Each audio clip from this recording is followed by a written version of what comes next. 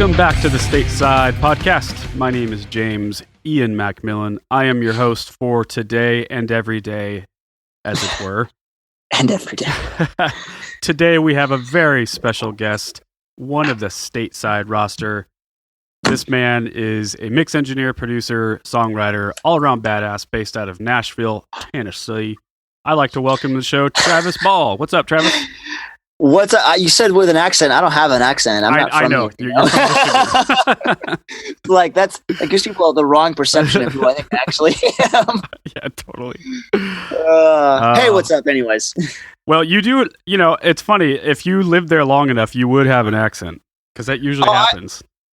When I'm in conversation with people who are natives of this area, or especially from Texas, and we're having a good back and forth dialogue, I will start spitting back some accents that are of Southern nature. Just I don't know why I do it. Just kind of like a habitual copying thing. Yeah. Like when I travel overseas too, I do the same deal. When I'm like in London, like I just kind of pick up the accent right too quick. Oh, totally. Yeah, I did too. I mean, every time I was in Europe, and it's like, it's not even just like an accent. It's just the way that people in Europe talk. It's the phrasing. Honestly, that's a huge part of it. Totally. It's the phrasing and just the sort of tempo, and yeah, it's really interesting. And it doesn't take that long to pick up on it. It really doesn't. It's so fresh. It's like new music. It's like you go listen to different music for a while. I was like, oh, this is like a cool way to do this. Like, yeah, man. Yeah, totally. Anyway. Well, I obviously know who you are, Travis, and you have been on the show before, but it's been a while, but yeah, it's been a minute. And for anyone that has just recently started listening to the show and they don't know who you are, do a quick background on who you are, what you do, why me and you know each other, and all that kind of good stuff. I guess the first and most important thing is I'm a mix engineer, as James mentioned, here in Nashville, Tennessee, by way of Michigan. So I used to be into the cold, and now I'm stuck in the hot, humid weather.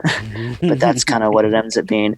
But yeah, so I grew up playing music and listening to music and being interested in guitar and trying to play in garage bands that failed and stuff. But eventually that all kind of added up into me wanting to work on records and then gravitating towards the mixing thing.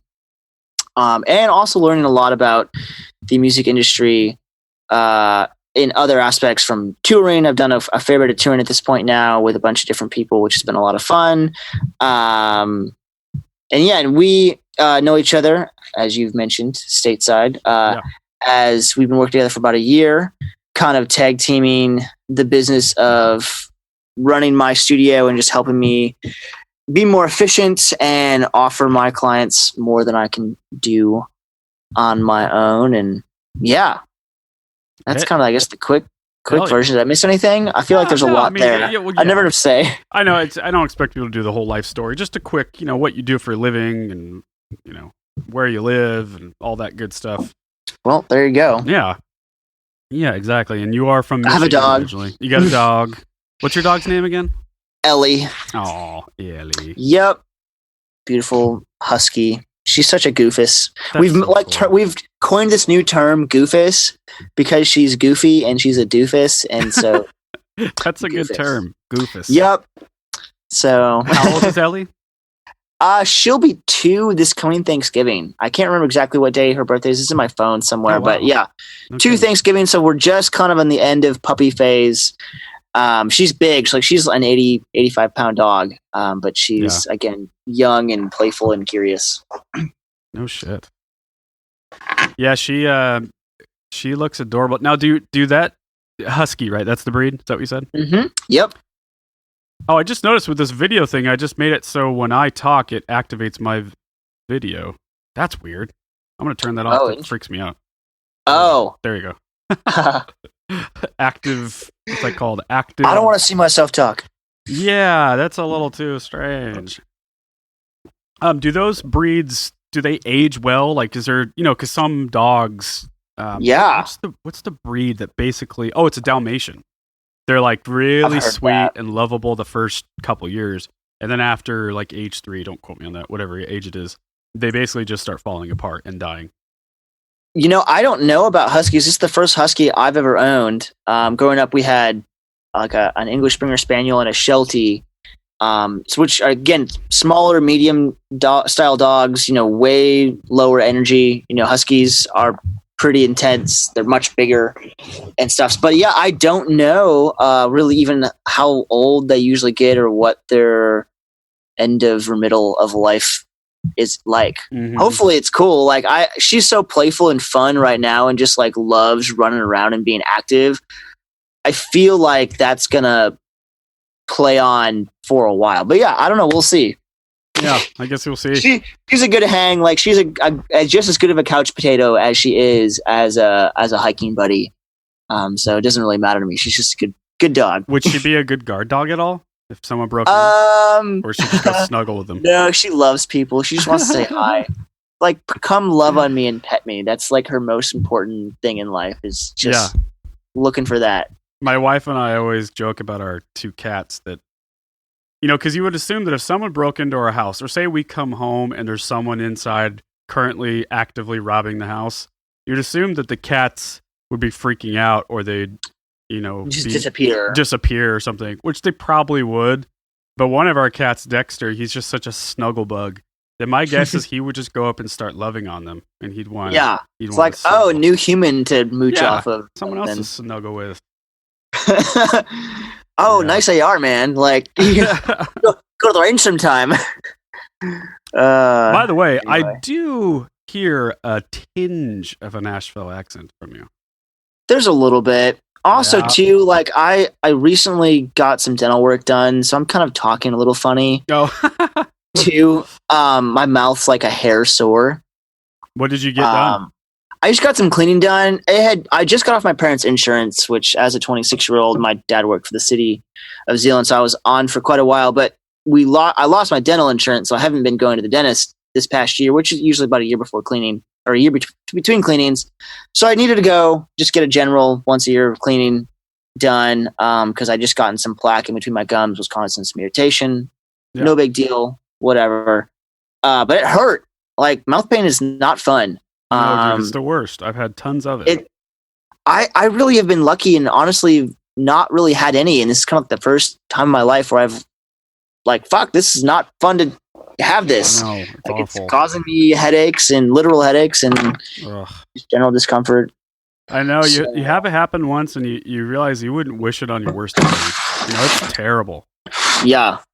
Because again, talking, eating, drinking, I mean, all the things that are like, the most important things in life, for some people, just become painful to do. Yep, indeed. So what you been up to, man, other than you've been mixing a few different artists, that's for sure. Yeah, well, it's been an interesting kind of year or so. The spring and winter was pretty slow. I think it was one of the slower, at least in my early remembrance. I don't know, slower than usual. But summer got really busy. Working on a bunch of different projects for quite a few different people. Mm-hmm. Still stuff is coming out, started like tomorrow, or not tomorrow, but Friday, we've got the Lowborn single coming out, which is super cool. Hell yeah. Man, what else have I done recently? We did a cool song with Tori J, who I worked with her at the beginning of the year, so we've done another one with her now. Yes. Which is awesome. Is there anything I can play right now, Travis? Oh my gosh. Right. Well, probably that Kings and Queens song. Go hit that up on Spotify. Okay. Tori J, Kings and Queens. This was so much fun. Like, the vocal production was great. Like, they took their time, come up with good. And 2 of my good friends that I've known for quite a while produced this, and then Tori, who's a newer friend, is the featured artist. Nice. Yeah. Oh, there she is. Do you see it? Oh, yeah. Mm-hmm. Yeah, I keep forgetting. Travis can see because I'm doing a share screen with him on this video call. Kings and Queens. Let's play a little tidbit of this. Get it just above 1,000 plays. That'd be awesome. They said we'd never make it. They said we'd never win. But here we are, we're going in, and we'll be standing in the end. They forgot that we're royal. We've got an army joined as one. They said it's we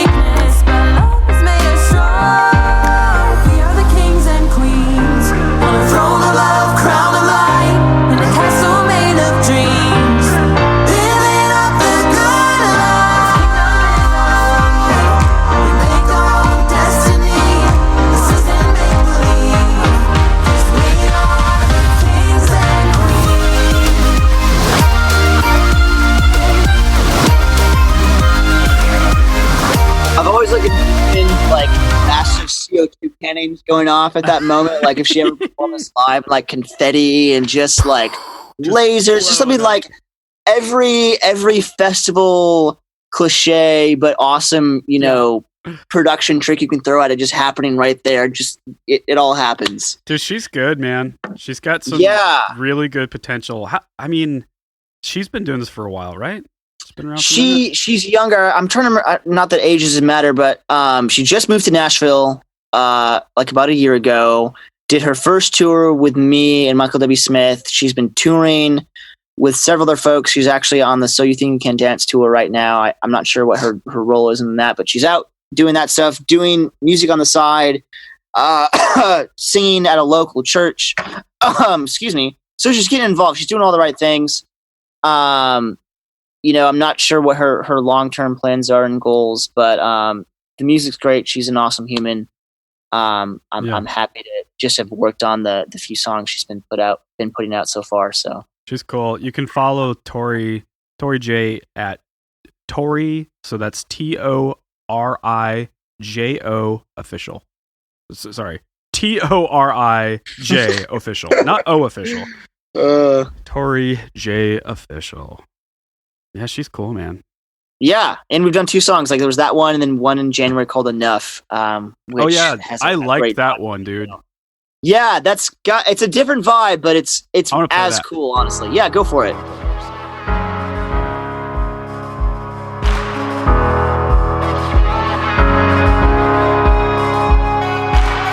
I cannot breathe, my mind is racing, trying to meet expectations. I'm constantly facing. I've been replaced, erased, and even after everything I've changed, nothing's ever good enough for you.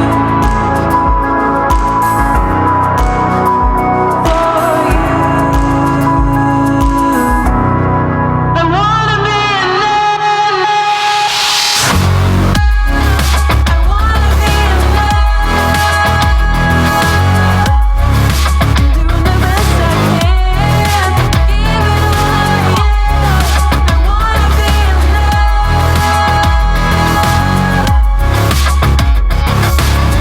You make me crazy. I love when that hits. Yeah, it's the epic, going from something really small to something way too big. That's just that contrast of dynamics. Yeah. Knocks people over, and especially when I play it in my studio for people that come over and want to hear samples of what I've done. I play that for them, and just like oh, holy cow, that literally is blowing me away. It's like the Marty McFly thing from Back to the Future. When you play the guitar. Yeah, pretty much that exactly. Hell yeah, man. I'm gonna tag her on Instagram right now. Oh yeah, for sure. Sorry. Yeah, it'll be exciting to see kind of what happens over the next next year and beyond of future songs and where she takes it all and what she ends up doing. Absolutely, I'm curious too. And I guess another artist too. We've worked on the George Twins. We put another song from them recently, kind of the last song, I guess, for their whole yearly EP project. That came out not too long ago. I mentioned the Lowborn song coming out, which I'm super stoked about. That's cool, awesome. Band. Super cool band. Yeah, they're actually back in Nashville right now. I'm not sure if we'll be able to connect, but I think they're probably doing some more writing here. Like they were last time it came around. Are they doing a music video, Travis? Is that band? They are, yeah. So actually the release for the song that I did will be a music video and song release simultaneously. I'm pretty sure they're launching both at the same time. Oh, killer. If I'm not mistaken. Yeah, I'm pretty sure that's what they're doing. Hopefully that's... do you know when that's going to be? Friday. Oh, really? Shit. It's Friday. Yeah, it'll be the 26th. So 2 days from this moment. Awesome. It's going to be good. And then go ahead. I was going to say, unfortunately, this podcast is going to be released, I think, after that, but that's okay. Well, no, they'll be able to go listen to it, and it'll be available for them to consume on Spotify and Apple Music, I'm sure, and any other streaming service. Amen to that. But yeah, it was fun. I got to really play around with distortion and just, again, try to make it balls to the wall awesome, which is, I guess, kind of my style. just try to make it awesome. I don't know, dude. I mean, the like, it's funny if someone says like, "What is Travis's style?" or whatever, blah blah blah. I wouldn't say like heavy music is your style, but not necessarily. You have a heaviness to your style. That's how I would put it. Like with the Tory J, that when enough that chorus kicks in, that's like Trent Reznor, Nine Inch Nails, super heavy synth. It's heavy. It's not like metal heavy, but it's heavy in weight. I'm definitely very inspired by that kind of music. I didn't listen to a ton of it growing up, but I am a guitar player at heart. Like I love playing guitar, and I mean I rarely do it anymore. But yeah, just big, heavy guitar riffs just make me feel good. Like, who doesn't love that? Oh, yeah. And if you've never played guitar and like played like a power D chord just low, just like chugging it out, like you haven't lived yet. I know. Go to your nearest guitar center and plug in and experience this. Like it's worth it. I promise. As the comedian Chris D'Elia would say, he would say, "Chew doing," as in what chew doing. He abbreviates everything. Chew doing. I love it. So I take that intensity of some of that music, and also in some cases how I wish that music sounded. When I like listen to metal music and I judge how it's mixed. Sometimes I don't like how rock is mixed for a number of various reasons we don't have to get into. Yeah. But I make my mixes sound like I wish almost the heavier genres or rock genres sounded. Right. A little more open, a little bit more full, a little less compressed and restrained. Like I kind of unleash my mixes in some cases, if it deserves to be like, again, a balls to the wall, like everything's just, at full throttle. Yeah. Not every song is like that, obviously, and you got to play the context there. But if I can make it humongous and awesome, I definitely enjoy it. No, I know what you mean. I know exactly what you mean. It's like, and sometimes I feel like people who mix rock, it's either because they've done it for too long, or they just they're never good for it, or it wasn't the right fit or whatever. I feel like sometimes there's so much lost potential in the way some of these mixes turn out. You listen, especially like in the 90s, a bunch of bands who you'd go see live and they were just super fucking impressive and like full and for thick. Sure. And then you listen to the record, you're like, what the fuck is this? Like, this sounds thin and lifeless, and like the balance kind of sounds funky. The guitar is harsh and the bass is like, where's the bass? I never understood that. Sounds like ass. Yeah. There's a guy I really dig. What is his name? Yeah, let me go back to Instagram. He is the guy. He mixed a band called Ghost and Royal Blood. Have you heard Royal Blood before? I know who Royal Blood is. Yeah, absolutely. They are cool as shit. Let me look up this guy's name. I've referenced a lot of that stuff because that they kind of started the, not the Imagine Dragons style, but I guess, I don't know, even maybe that's not even started, but they were definitely a pioneer of the Imagine Dragons distorted, kind of epic, grungy, but pop thing. Yeah, like pop. Oh, his name which is was then emulated by Tom Dalgety. So the last name is Dalgety.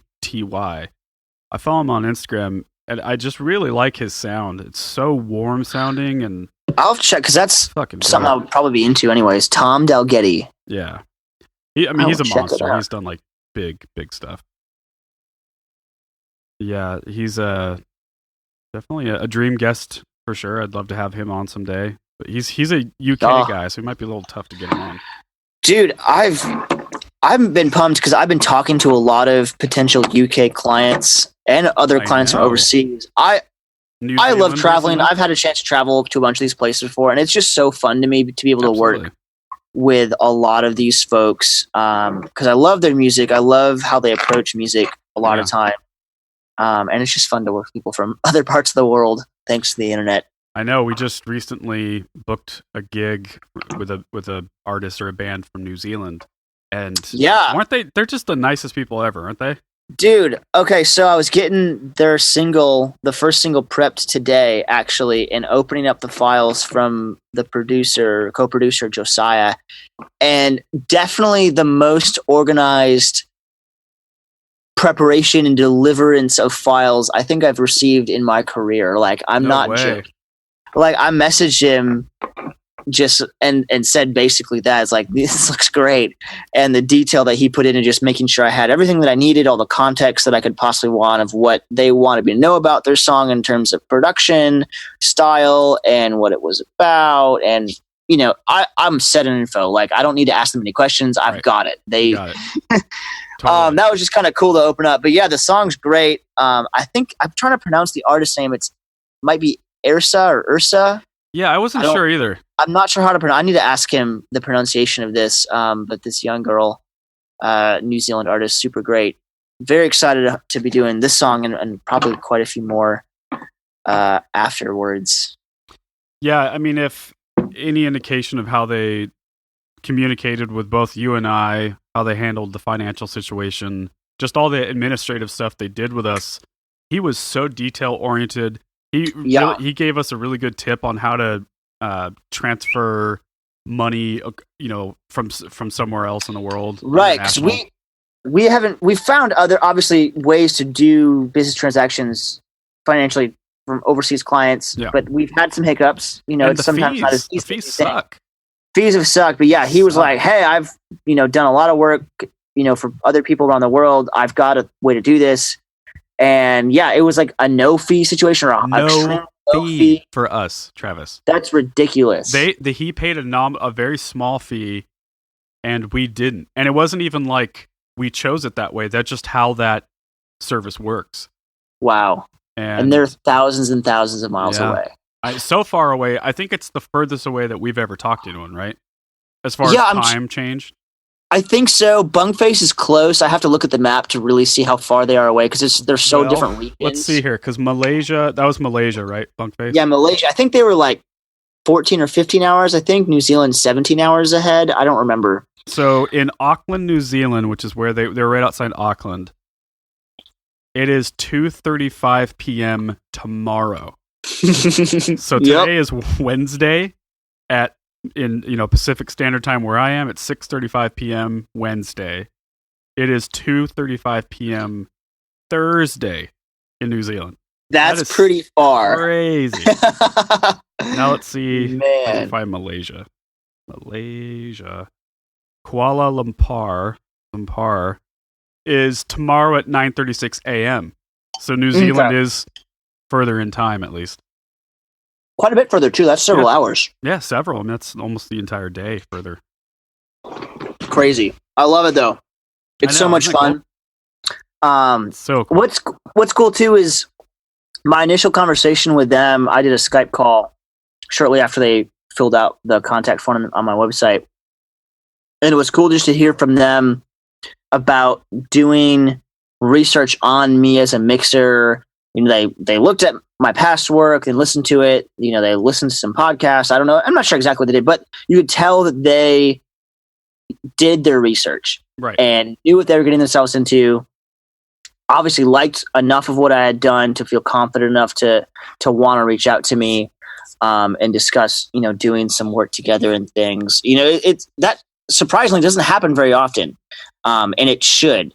Because I think people would be a lot happier with their music if they would do due diligence on the front end of filtering who they work with. It does matter, believe it or not. Oh, you don't say. And even not everyone's a good fit for everyone either. No, absolutely not. And finding the right match for your vision, your project, whatever, that in itself could make or break. That particular song or that phase or season, whatever. Yeah, anyway. Absolutely.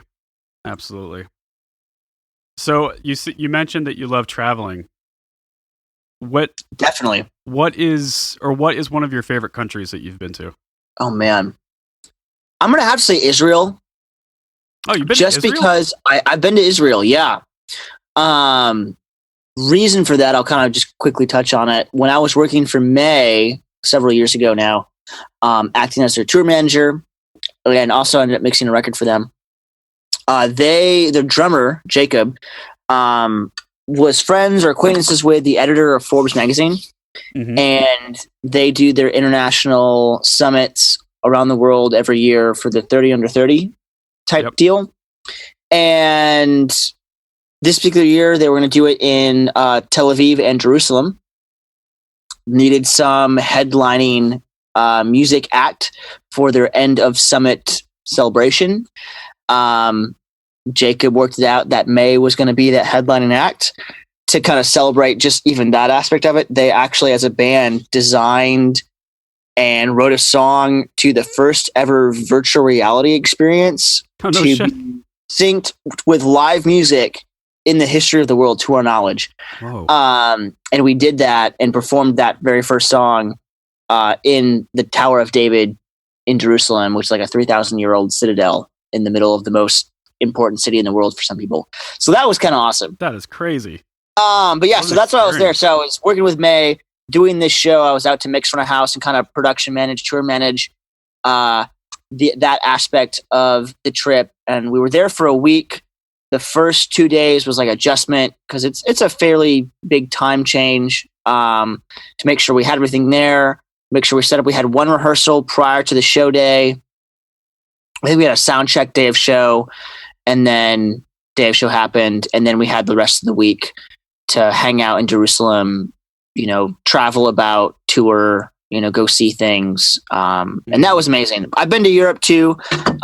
Western Europe, did the whole UK thing, France, Italy, Germany. Loved it over there. Can't wait to go back someday.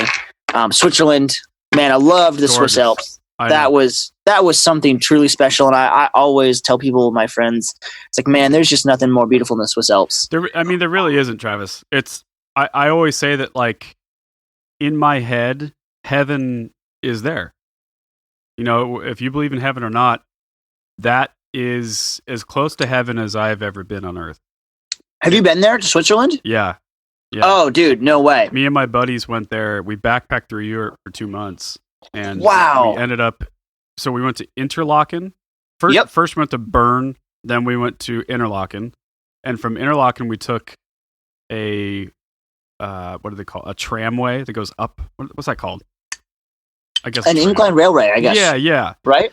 Yeah, we did the railway, and then from there, we took like the cable car thing up the mountain. Okay, like a gondola. A gondola, exactly. To a tiny, tiny village called Gimmelwald. And Gimmelwald is like a shepherd community. There's no cars. There's no roads. There's paved walking paths. And it's like very modern stuff, but there's no access to cars. No one drives there other than tractors. And I mean, it's like Sound of Music, everything you would expect. It's beautiful. Just beautiful. And so quiet and relaxed. And oh my God. It's unreal. So funny being a mix engineer and how sensitive I am to when things are quiet versus not.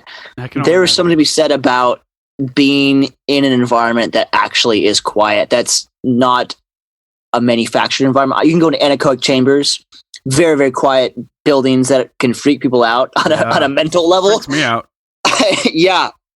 But being in nature, obviously there's ambient noise around you, but not hearing anything man-made, like not hearing a plane or a car or an air conditioner. Oh, I dream of that stuff, man. Yeah.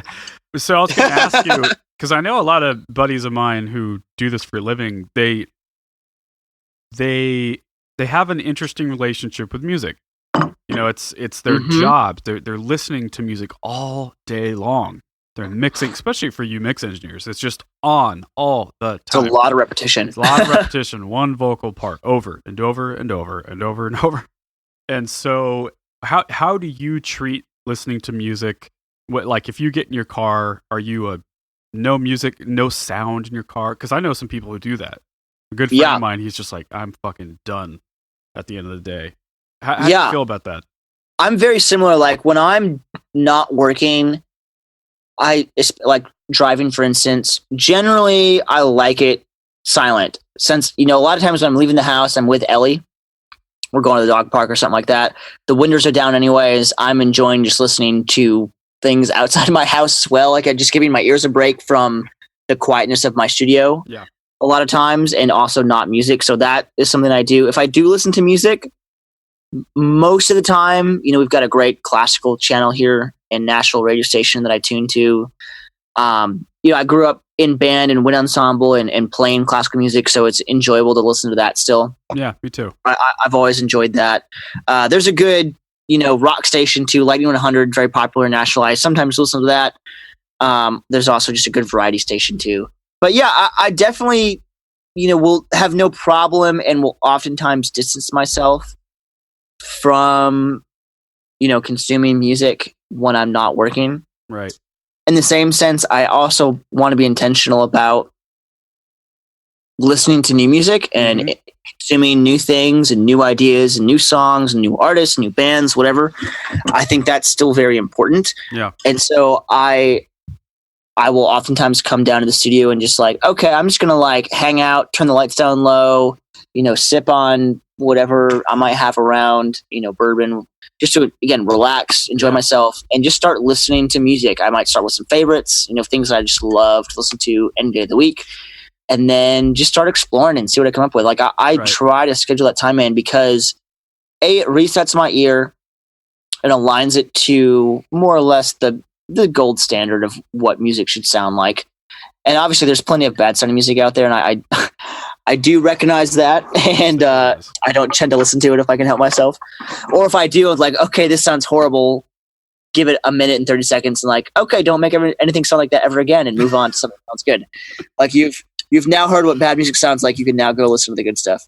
Yeah. But I think that's important. You know, I think that keeps me plugged in, at least, you know, to some extent, to what's happening around me. And I'm still free to obviously make my own decisions as a creative person, but, you know, I don't want to do something too far out of the, you know, the realm that wouldn't be commercially accepted, you know, or wouldn't be what a client would want or expect when they say, hey, can you mix my song like a Taylor Swift track, or who knows? Right. You know? Right. You need to stay sharp, and you need all the tools in your toolbox to stay clean and ready to go. And it's interesting because I know some of the people that, you know, are on Stateside's roster, or just other producers and mix engineers I know, they treat it a little differently. Like some people, and my guess is you fall into this category a little bit as well. Like they're just so crazy about music that you can't get enough of it, even though you do it all day. Even though you're listening to something on loop all day long with a compressor or whatever you're trying to do, you still are just, at the end of the day, you're still in love with music, and there's nothing you can do about it. You're just a junkie. There's some obsessive tendencies, I think, involved for sure. Yeah. You know, whether it's love or true, just obsessed with making things sound specific ways. I don't know what it is, but it's true for me 100%. Like even when I'm done, say I mix a song in the studio, I take it out, you know, listen on my laptop, take it out to the car, put it in my ear pods, whatever it is, and, you know, make mental mix notes. Like, okay, I know I've just, you know, literally exported this, put it on Dropbox 10 minutes ago, and I'm still going to go and listen to it. Like, have I not heard it enough? Give myself a break, for crying out loud. But yeah, it's a passion thing, I think, you know? Yeah, I think so too. I mean, do you think that music is the best art form? Because I do. I think I've never been asked. That's a good question. I've never been asked that so directly before. In order, I would say that music, I mean, it's certainly my favorite art form. Yeah. And maybe film would be second for me. I would almost say film as a very broad topic could be my first, because I do love the marriage of music and film. And this could be any kind of film. It could be like a music video. It could be a story that is an adaptation to what the song is, or something totally different, but the song fits it enough that it's a cool, absolutely, you know, thing. I love that aspect because I also, you know, grew up being a photographer, and I love visual things, movies in general. So I really enjoy that marriage of the visual and the auditory stuff, because I think that invokes that extra sense of like, ooh, stimulation. I don't know. Yeah, totally. But obviously music to me, especially when you close your eyes, like amazing. People don't realize how awesome their ears are and don't realize how cool sound can be because they're just not exposed to good sound because it's not a very cool thing anymore to have good sounding stuff. Right. Or at least, we're getting kind of like a gray area a little bit. But it's easier to go to the IMAX and see a cool looking video. And it sounds reasonable, don't get me wrong. But it's less hard to go to like a hi-fi place to listen to your favorite record. It's not something that's easy for the general public to go do. Does that make sense? Sure. Yeah, absolutely. Yeah, it's not as accessible, I guess. I mean, you have to kind of go out of your way to get really good pair of headphones, really good monitors. And most people, they're not going to. They're going to get the free headphones that came with their phone and move on. Or even if they do get a pair of speakers, that's a great step. But maybe their room is super reflective, right? Because it looks cool on Instagram. Like, it looks beautiful on Instagram, but man, does it sound terrible. Mm-hmm. Yeah, exactly. I laugh when I see some studios and man, like, this looks great, but holy cow, it probably doesn't sound good at all. Anyway. So true. So true. So true. I do a movie pick every week, Travis, as you know. Yeah. And since we're talking about movies and stuff of that nature, I'm going to, if I can get this thing open, play a trailer for my movie pick of the week. And hit it with me. Or hit it with me? I don't even know. Hit me with it. Okay, I'll hit you with it. So the movie pick of the week is the new Halloween movie, the remake for Halloween.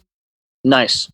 When was the original come out? Like, how old is it? How old is the original? The original one, like the very first one, came out, I think, in 1979.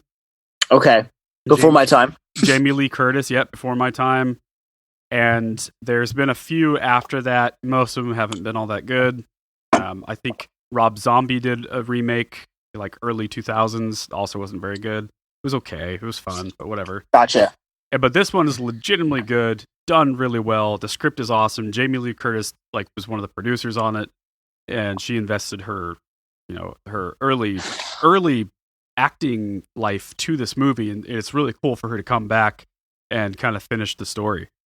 And they did a really good job. I mean, it's classic horror movie stuff. The music kicks ass. But speaking of, Trent Reznor and Atticus Ross redid theme music. If you want to go listen to that on YouTube, they just released that. And it's also on vinyl, too, which is pretty dope. Oh, wow. That's cool. Let's watch the trailer here together. Here we go. Testing 1, 2, 3. We're on. We're here to investigate a patient that killed 3 innocent teenagers on a Halloween in 1978. He was shot by his own psychiatrist and taken into custody that night, and has spent the last 40 years in captivity. Hello, Michael. I have something you might like to see.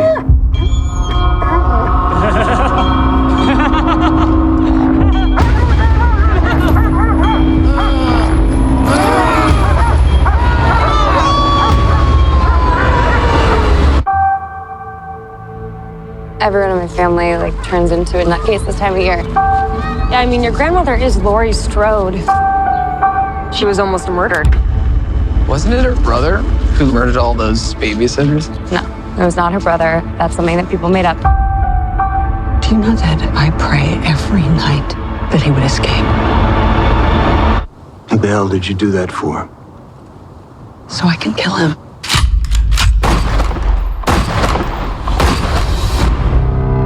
Dad, look out! The bus crashed. Mom, what bus crash? Michael escaped.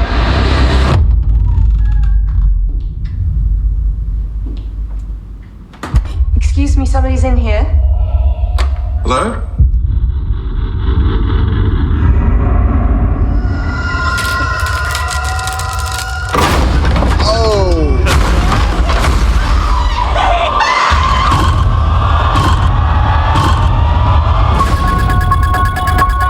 He's waited for this night.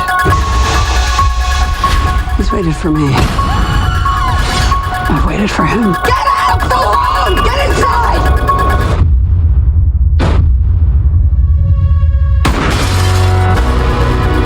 You don't believe in the boogeyman? He's here! Michael! You should.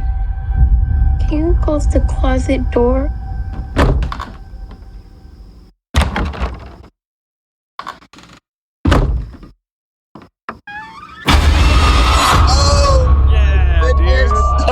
Oh, wow. Yes. There it is, folks. I would definitely see that. Yeah, dude, highly recommend it. Really good. And it's really fun, too. It's funny. It's everything that a horror movie should be. And I've never seen it, the original or any of the others, but you don't need that to. Looks you really don't need to, because they do a really good job at explaining the whole thing. See, that's good. And it looked like I could see that in the trailer that it was giving you enough background information. Yeah.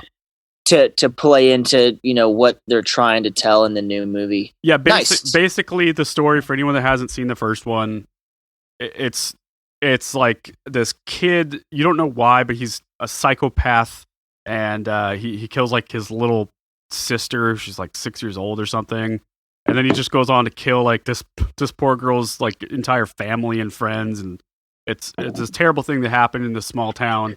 And then you fast forward to this version that's close to 40 years later, 35 years later or something. And he's been in jail or prison this whole time. And you get to know this doctor that has been working with him, like a mental health guy, because he's locked up in like a mental health prison or whatever. Yeah. And the whole time, Michael Myers, his name of the killer, he's never said one word. He hasn't talked to anyone. He's just completely catatonic. For 40 years? 40 years, hasn't said one word. Wow. And then somehow he gets out of prison, and that's all I'll say.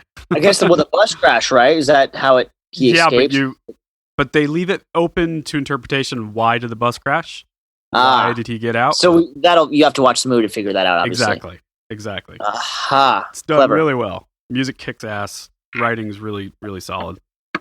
It looked like what I'd want a modern, kind of horror-esque movie to be like, still throwing it back to familiar film styles, but make it good enough to, be in those big blockbuster. And it's a big movie, but still feel current. It's like they still use good cameras, and it's good music, and it's well cut. Yeah, and I think, oftentimes horror movies, they fall into this trap where they start taking themselves too seriously. Yeah. Mm-hmm. And it gets really like just kind of boring and it's too dark. It's too much. Or predictable too. Or predictable, like, exactly. Not fresh. Yeah. And if you're going to go the dark, like gloomy thing, it's got to be, like I love The Shining. That's one of my favorite movies of all time. Because it's not scary like, boo! It's the whole thought that someone is slowly losing their mind. It's frightening. Yeah, the slow builds are 10 times more terrifying than the... Dude, there's a movie called Hereditary that came out recently. I've heard of that. Dude, it's so badass. It's so good. You want to watch trailer on that one? Yeah, I've never seen it. I've definitely heard the title before. How do you spell her? Okay, Hereditary. You got it. There you go. This is a good example of a darker movie, but it's also like the whole movie basically is just a story about a family and the dynamics of how hard it is to raise a kid. Sure. Raise kids, rather, and just the dynamic of marriage and just real simple everyday stuff. But there's a through line of like this evil demonic shit that's been existing in this family's hereditary in their history. Okay. Plays on the opposite of the word. Yeah. Here we go. Nice townhouse. Really cool. Maybe one of my favorite horror movies. Come on, Peter. Here's your suit.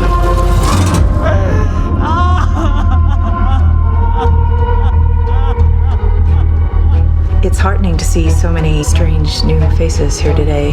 I know my mom would be very touched and probably a little suspicious. My mother was a very secretive and private woman. It's Grandma. You know you were her favorite, right? Even when you were a little baby, she wouldn't let me feed you because she needed to feed you.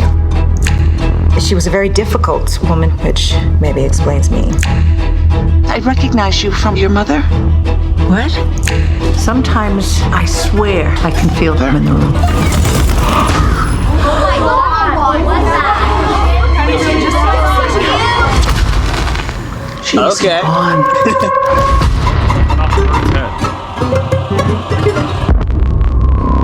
She had private rituals, private friends. Who's gonna take care of me? You don't think I'm gonna take care of you? But when you die. And she wasn't altogether there. At the end.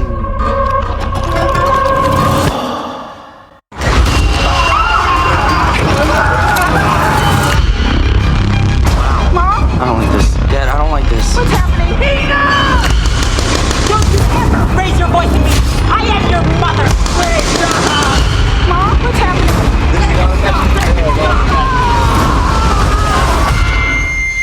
I just don't want to put any more stress on my family.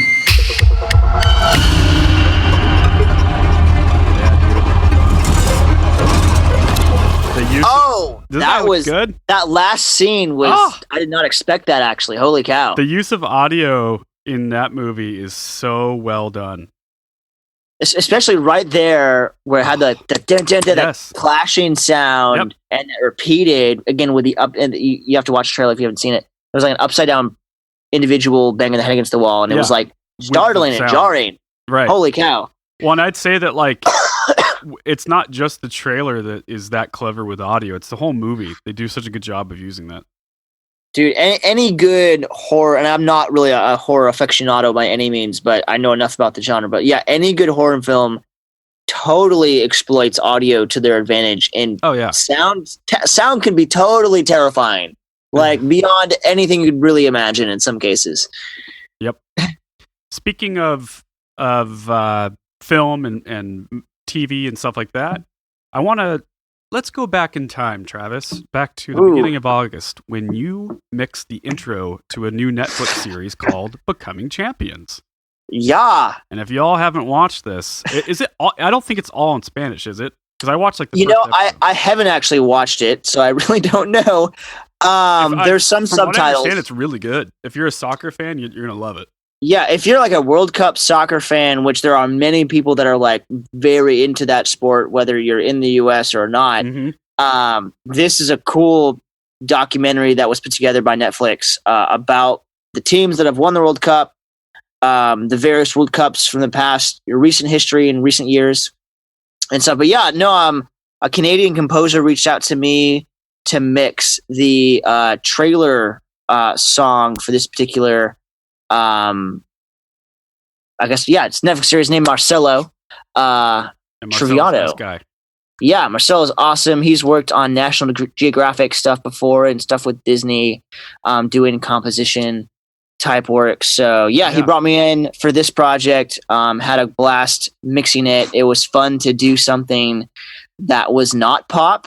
And was very much cinematic and orchestral. Totally. And almost Hans Zimmer, esque. I know that's a very kind of cliche term to use, but again, it's a movie trailer audio. So what else can it really be?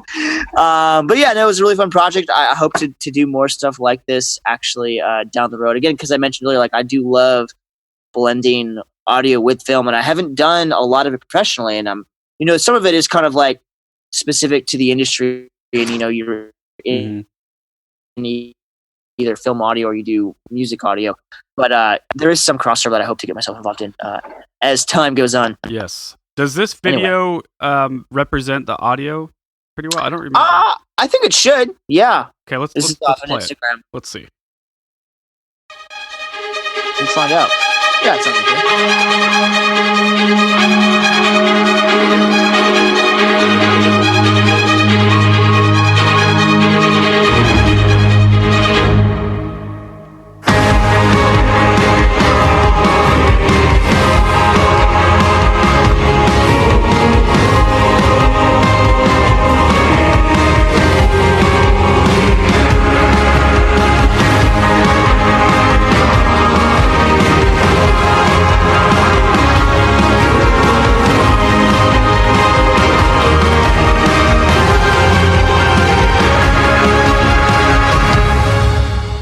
Yeah, dude, there he is.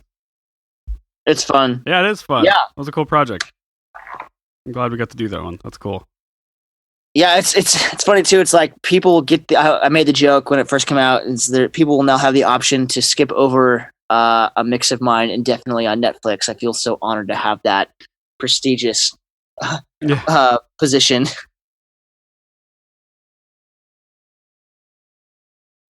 Now, how about John Coyle?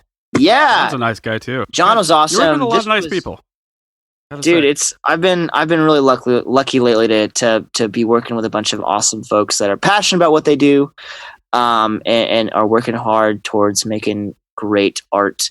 But yeah, John Coyle, if you haven't seen or been following anything on my Instagram, he is a yoga instructor, among many of the things, obviously a talented musician, but made a record this year that corresponds, I think it's like a 12-song album that goes in perfect sync with a yoga practice. And there was a specific yoga practice that John said on when he released the album. I don't remember what it is, but he's designed a yoga practice to go along with his record and released it as such. That's so cool.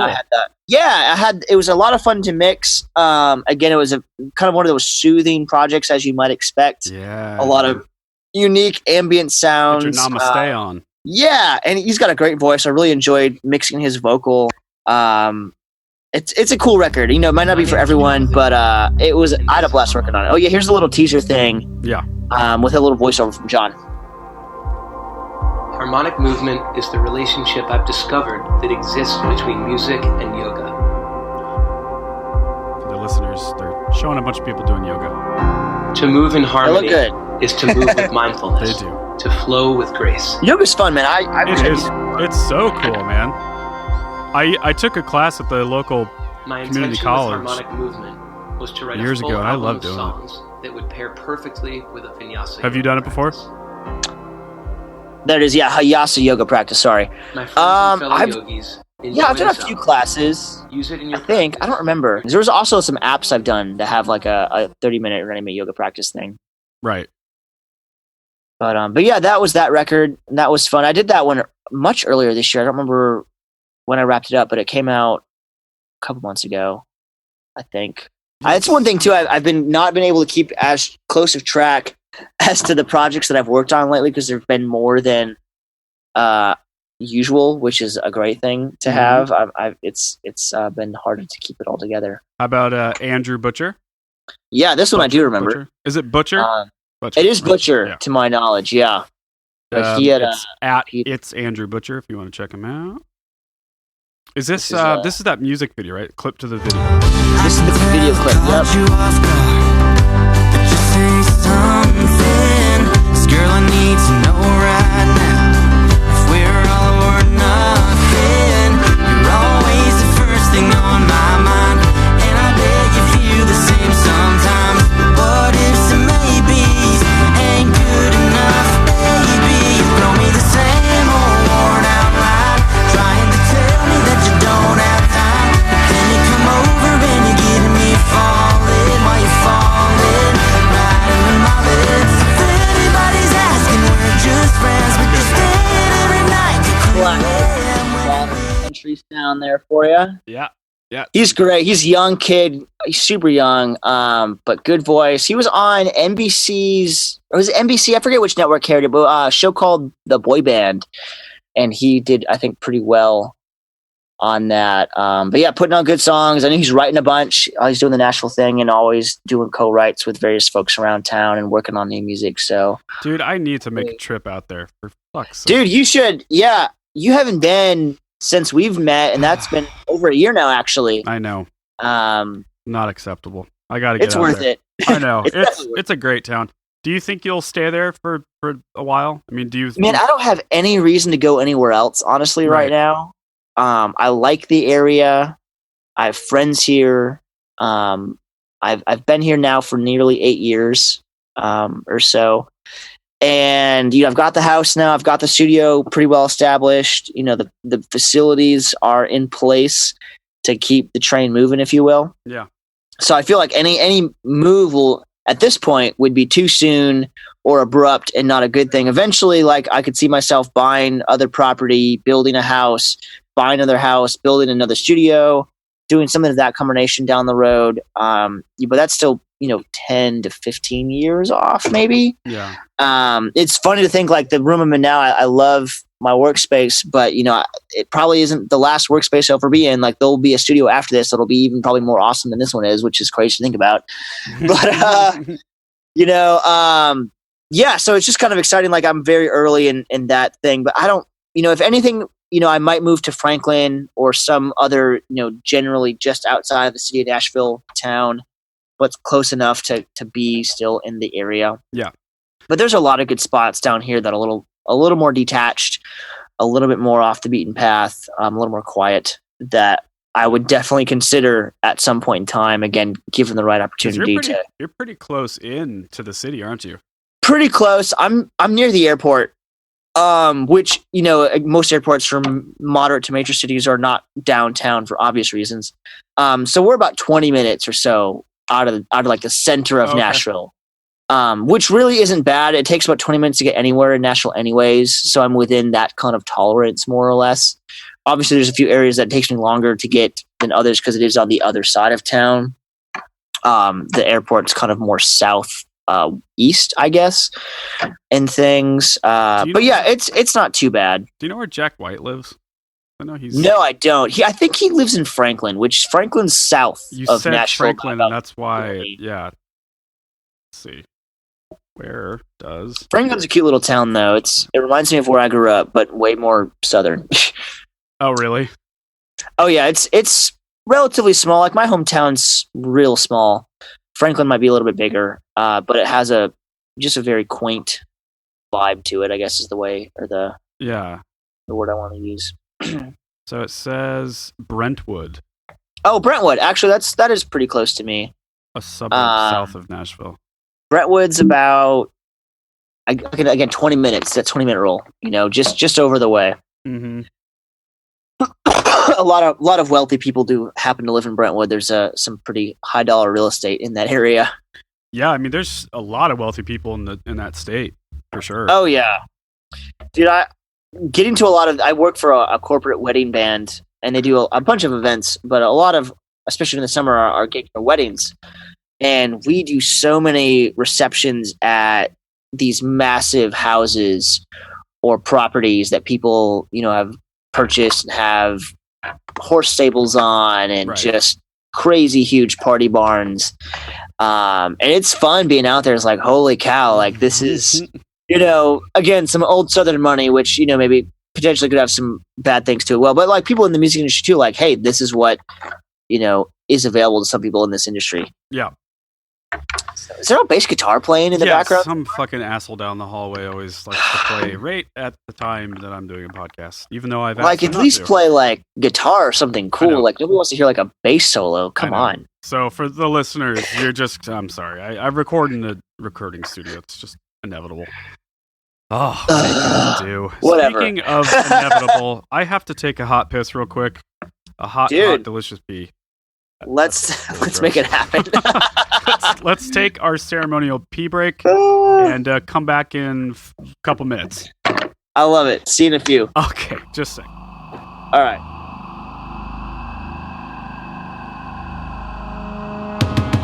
Pick me up off the floor where I fell asleep the night before. Find my clothes, waking up, chasing every dream never helped me much. Stumble out into the street, a beggar's all I'll ever be. Find a new place to sleep, living every day with my heart on my sleeve. Don't you wanna be like me? Both my pockets and my stomach's empty. Don't you wanna be like me? No boy, no boy, no boy. 'Cause I know I'm just a soul that can't be saved. I like throwing my life away.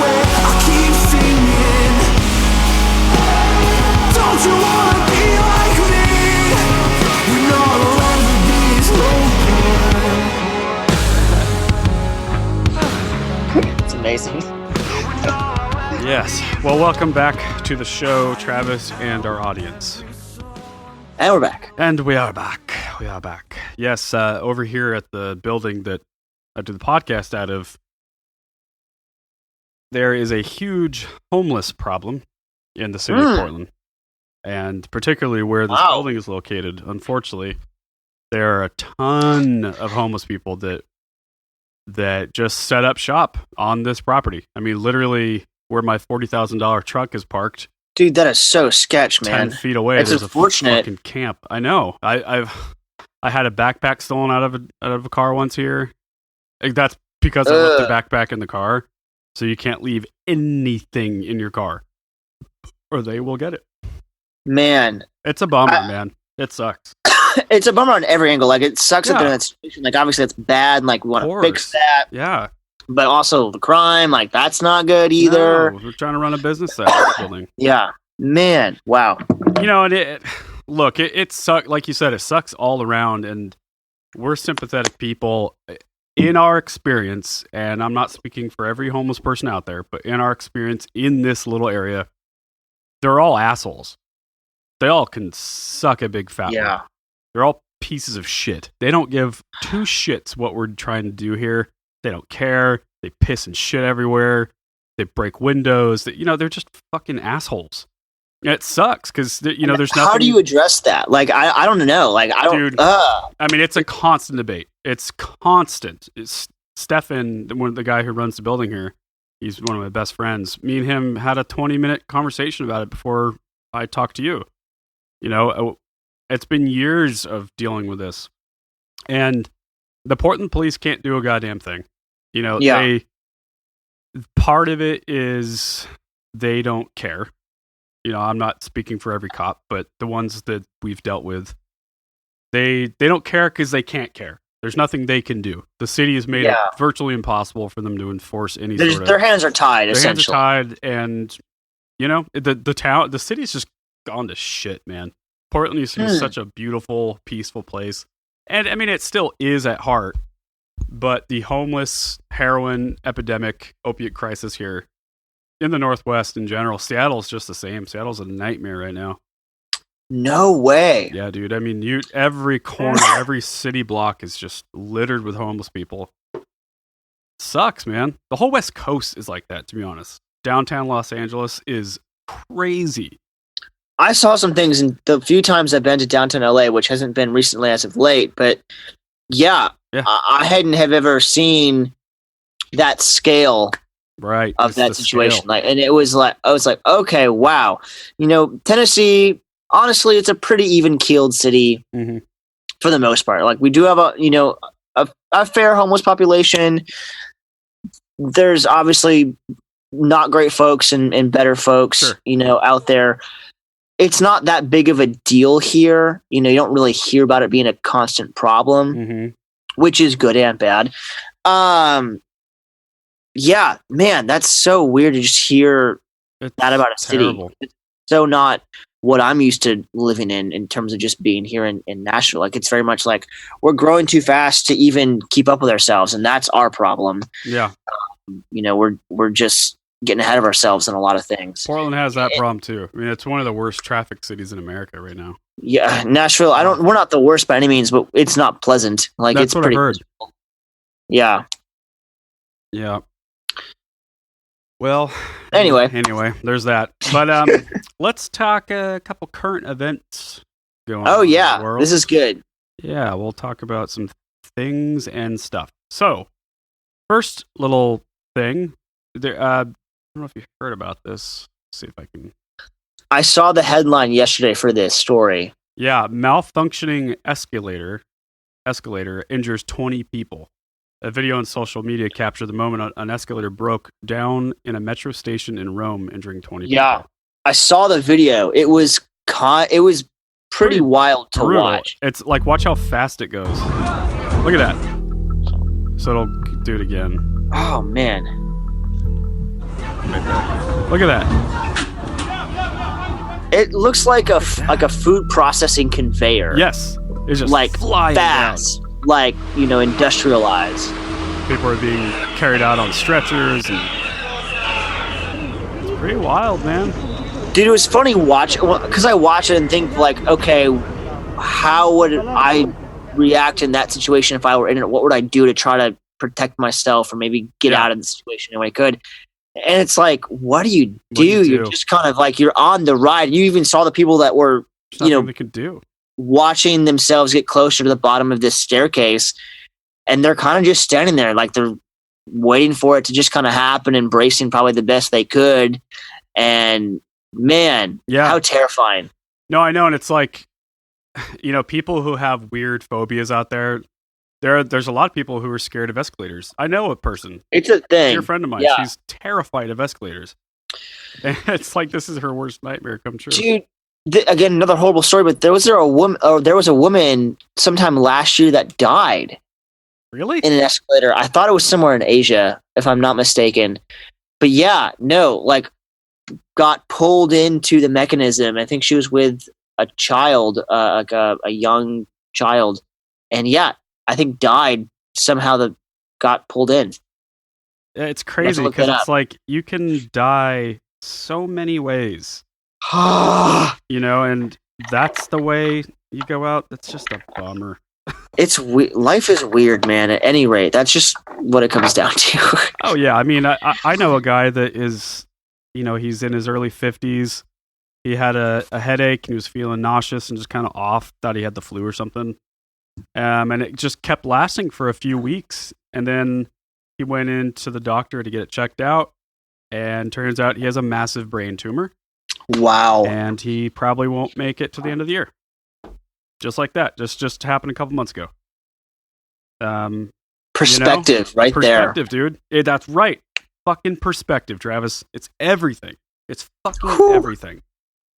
It's everything. I don't really hate those people outside, the homeless people. I'm the one, we have to deal with them on a daily basis. More Stefan and Mike than me. God, they're here every day, all day. But, like the perspective thing, like you just said, it is good to keep that in mind. These people are in such a terrible position in life. Imagine what has to happen for you to live on the street. Yeah. And it could happen. It could happen. It could, you don't realize it happens to people all the time. All the time. Just as good as you and me and people better than us. And it's like, you're close to your family. I'm close to my family. We have friends, who I don't think it would happen to me and you because we have that support. Yeah. But that's lucky. Definitely part of it. We're lucky that way. Yeah, that's part of it. And I think you're absolutely right. There are so many instances of where any support system at all falls through. And life is hard and you can't do it by yourself. Yeah. That's a fact. At any rate, that is the fact we take out of this. You can't do life by yourself. Cannot. Not possible. Just not. And obviously every story is different and there's a number of ways to just end up down on your luck, but having that support system there, I think keeps people out of terrible situations to an extent. And the huge bummer is there's a lot of people out there who are addicted to drugs. Which you can be judgmental all you want, but that happens to so many people that you would never expect. I mean, I'm open about it. I've even had hard times with it. Yeah. And a lot of people I know, it can happen to doctors and lawyers and people that are unassuming, tax-paying good citizens. You would never expect them to have a drug problem.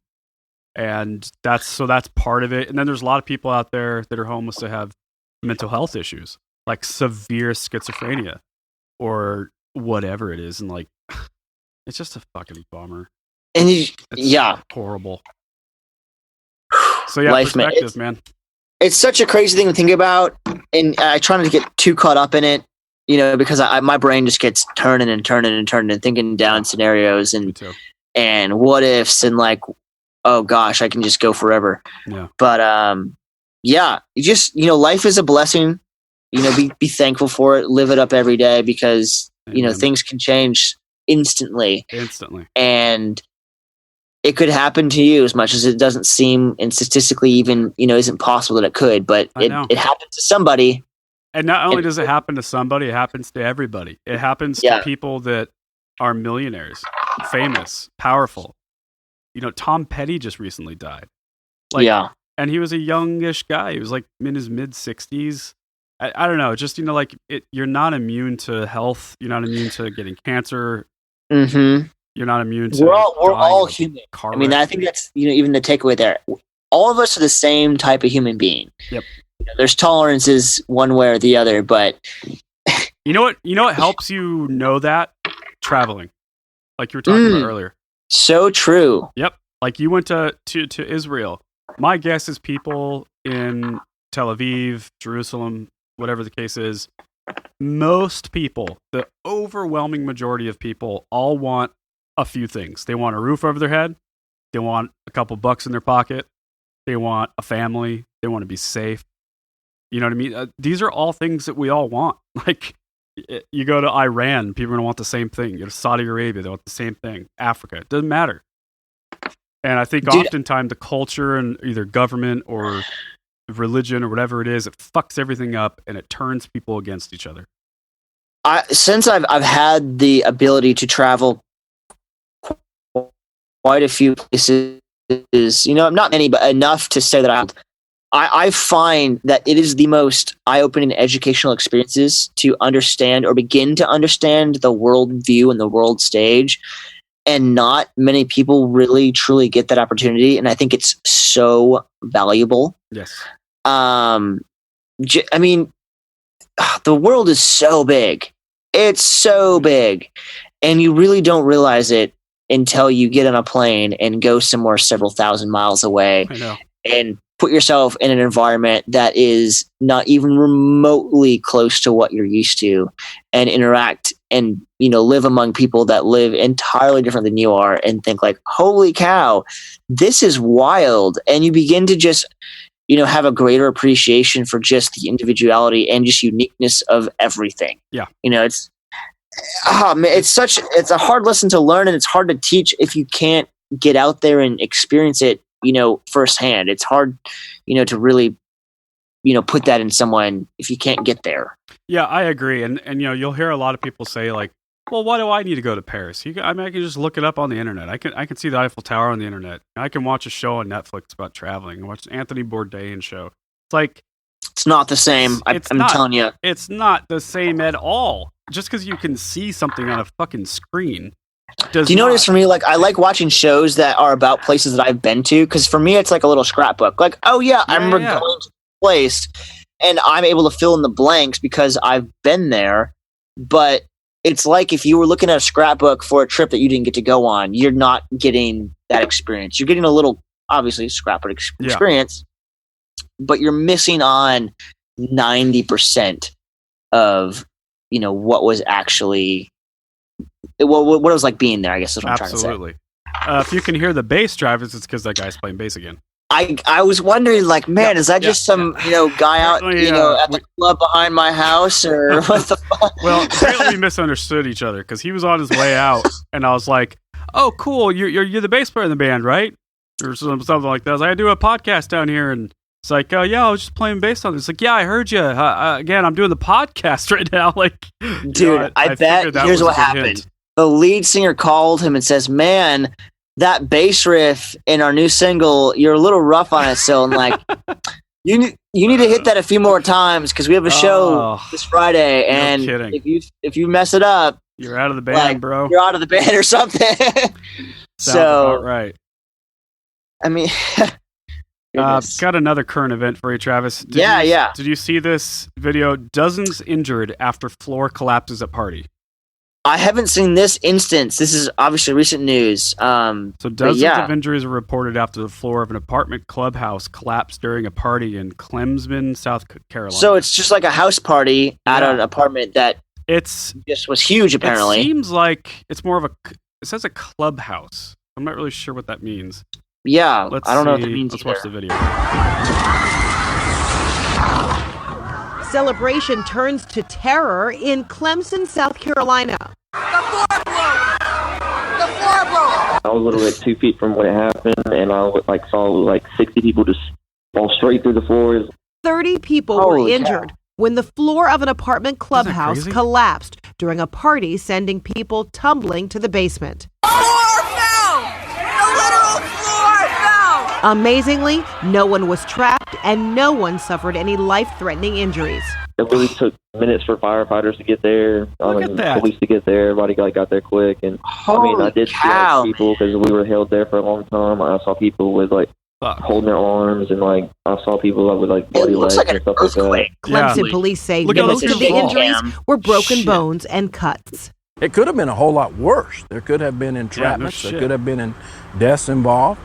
But anytime that you've got people that are trying to have a good time, anytime that you've got people that it looks like there, to me it was maybe trying a luxury. Well, there's outside of the house, a large apartment building type situation. Obviously it looked like a large party, a lot of people, and they just overloaded the floor and it gave in. It's crazy, man. I've been to parties like that where it's just so packed. Yeah.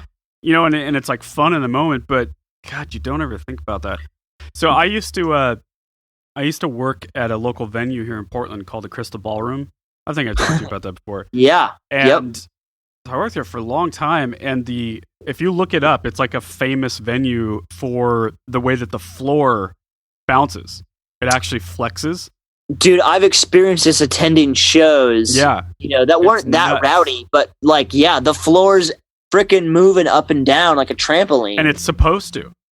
And people I would say once a month, they don't know that the floor is supposed to do that, so they'll come running up to us and be like, "The floor is about to cave in." We're like, "No, it's on ball bearings. It was made like that back in the 40s for swing dancing. It was like a design." But it's still nuts because they say it's designed that way, but I tell you, it's fucked. You go. So the third floor is the big main venue where there's 2,000 plus people. And then the second floor right under that is a smaller venue called Lolo's Room. And Lolo's Room is 300 to 400 capacity, little tiny venue. And you can see above you. So if there's a show going on upstairs and you go downstairs under the venue, you'll see the old wooden rafters just completely flexing.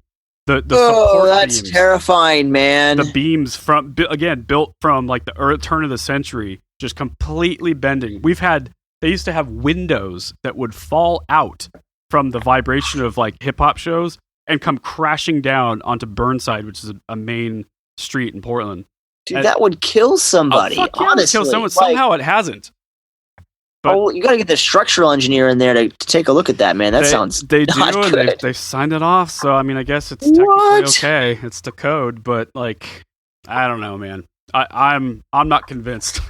I think there's if it was a first floor thing, if there's nowhere to fall, I don't really care. But that's you're talking you could fall several feet to the next floor below you. That's when things get a little hairy. Yeah, especially with 2,000 drunk people. Oh my god! Oh gosh, yeah.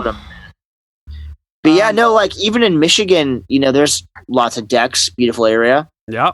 I remember last summer going up to visit my parents, driving past them, there was a deck collapsed, and someone died from it. It was, horrible things. Yeah, just you never expect. I know. So obviously you've heard about Louis C.K. and how he'd like to jack off in front of women. Yes, I have heard the stories. Now, do you know who Sarah Silverman is? No, maybe I know her, but give me the quick background. Sarah Silverman is a comedian. I'm trying to see how you would recognize her. Let me look her up here. Is she involved in Louis C.K. story at all? Yeah, she's best buds with him. Okay, they're friends. Yeah. So that's her. Got it. Does she look familiar to you? Maybe? She's a stand-up, and she's the voice of a lot of cartoons and stuff. Anyway. Okay. The point being, she said so. She was on the Howard Stern show the other day, and Howard Stern is known for getting things out of people. He's one of the best. Direct. Yeah, and he gets people to be too honest, I guess you could say. So let's see. So she made a comment, and then Louis C.K.'s victims, as it were, are lashing back out at her. So earlier this week, Sarah Silverman told Howard Stern that she used to let disgraced comedian Louis C.K. masturbate in front of her in a statement that has drawn criticism from one of the women who accused C.K. of sexual misconduct last year. Silverman goes on to say, quote, "I've known Louis forever. I'm not making excuses for him, so please don't take this in that way." Silverman told Stern, "We are peers, we're equals. When we were kids and he used to ask if he could masturbate in front of me, sometimes I'd go, fuck yeah, I want to see that. It's not analogous to the other women that are talking about what he did to them," she said. "He could offer me nothing. We were only just friends." So she's just basically saying that is interesting. Yeah, they were just fucking stupid kids together. Yeah, so anyway, I guess people are kind of pissed. I mean, here's my opinion on anything related to this nature. If you are a consenting adult with another consenting adult, you do whatever you want. Oh, yeah. And you're good to go. If that happened when they were kids, obviously that's a different situation. Well, to be clear, when she says kids, she's talking about being young comedians, like 19. Okay, so young adults. Then we're definitely good. Adults. Yeah. But that, again, that's a different scenario than, going up to someone unwillingly dropping your pants and jacking off. That is not good. So Howard got you. Yeah. On any instance, again, consent, people, it's a thing. Yes. So here's her talking about it, I believe, yesterday on another Sirius XM show. I forget the name of the guy. Anyway, here's her talking about it. Howard got you talking about Louis C.K., and I have one question that I don't know if you covered because I was coming into the building as you were talking about it. But the question is, what do you think of the outrage about him having, he's shown up at the Comedy Cellar a couple times and done some bits. What do you think about there's outrage about everything these days. I mean, you get it. I am not in the business of telling people how to feel. All we're made up of is feelings, and people are really triggered by fucked up shit, and so he's my brother and I love him, and I can understand. I can try to understand him, and I can but I really this is one thing I said on Howard. It's like, wait. I think I'm too close to really. What's that? They're related? No, she just called him a brother, like comedian brother. Okay, yeah. Just clarify. You see the big picture, so I feel like I'm not the one to really shed any light on this. There's a reason why, if a cop's, family member gets murdered, that they're taken off the case. Right. It seems like they'd be the perfect person on the case. Right. But they're not. They're too close. So I feel like I should be taken off the case. Yeah. Right. That makes I'd like to be taken off the case. That's really good. So there you go. Interesting. Yeah, she's basically just saying, look, we're so close that, I know he fucked up and I know it was gross, but I still love the guy. That's very fair to say. People need to relax. Interesting. I heard someone talk about this earlier. Ben Shapiro. I don't know if you know Ben Shapiro. Yes. I'm well aware of Ben. So he was discussing this today, actually, about how, not this topic, but just in general, the climate today, on how people just don't assume that you have best intentions. So, if me and you disagree politically, if you're far left, I'm far right, or I'm far left, you're far right, whatever, that instead of just saying, okay, well, it's like being on a road trip. We have the same, we're all going to the same destination. We agree that we all want to go to Disneyland, or we all want to go wherever, but we just disagree on how to get there. Right. And that's how it used to be. That's how it should be. That's how politics should be. And of course, this Me Too thing and what Sarah Silverman was talking about has become political. And if you even have a broad, just a conversation about this topic, you are immediately a monster. You're immediately evil. You have the worst intentions for women. You're a rape apologist. You're a victim blamer. And it's like, whoa, that's what you're saying. I'm just asking questions. I'm just talking. Even me, the way I'm talking about it right now, people can get pissed at me for talking about it in the way that I am. It's just crazy right now. Yeah, I just think people have forgotten how to listen, ironically. Yep. And I know. I think people, again, to use a cliche word, are triggered a lot of times about things people say, and in some senses, it's valid. Yeah. I understand why, but a lot of folks, and this is again on both sides of any argument, because again, there's a lot of this is just going on everywhere. Mm-hmm. People are just kind of flying off the cannon, or whatever that term is. I'm not sure if I said it right. Yeah, but I know what you're saying. you know what I'm trying to say here. And just not listening to each other, and also focusing on the things that make them different, and not focusing on the things that make them the same. Well said. Because as always, there's always more things that are going to make us more alike than not alike. But the problem is, we don't focus on that stuff. We focus on the things that divide us all the time. That's it. That's all we talk about and all we look at. I know. And so it creates that environment. Yeah, it was just like we were talking about earlier, that everyone around the world essentially wants the same thing. Yeah, and it's so true. And everyone wants the same thing politically for the most part. I mean, if you want socialism, it's because you care, and it's because you believe in the group, and you think that there's a lot of people out there that can't simply pull themselves up by their bootstraps and just get it done. And if you're more conservative or a libertarian or whatever, you think, well, no, I believe in the individual. I actually don't believe in the group. I believe that it's on us to make our own destinies happen. Both are valid, but both can be argued, And so, yeah, I'm just so open. I mean, when I was younger, I was really, really liberal, super, super far left, and for most of my life, I was that way. And the older I get, I'm just welcoming different ideas. I just want to have a conversation. I'm challenging my own ideas now. Yeah, right. And I think I've never found and this is true for most things about any topic or whatever, that no one thing makes up of enough of a not a Republican wouldn't be my party, but Democrat isn't my party either. Right. I might lean one way or another, as most people do. Yes. But there is not, one side that I can identify with, because it's too complex. Yes. There's too much going on. There's too many things. And yeah, maybe there are certain things that might swing me one way or another in terms of voting and whatnot. But that doesn't really tell you who I am. Yeah. By any stretch. And I think people have forgotten that. And again, we're focusing on that party distinction, which is ridiculous and not helpful on any level. That team spirit shit needs to stop. Especially because we only have two teams. It's and that bullshit. Just makes it worse. It's like there's a parade going on, right?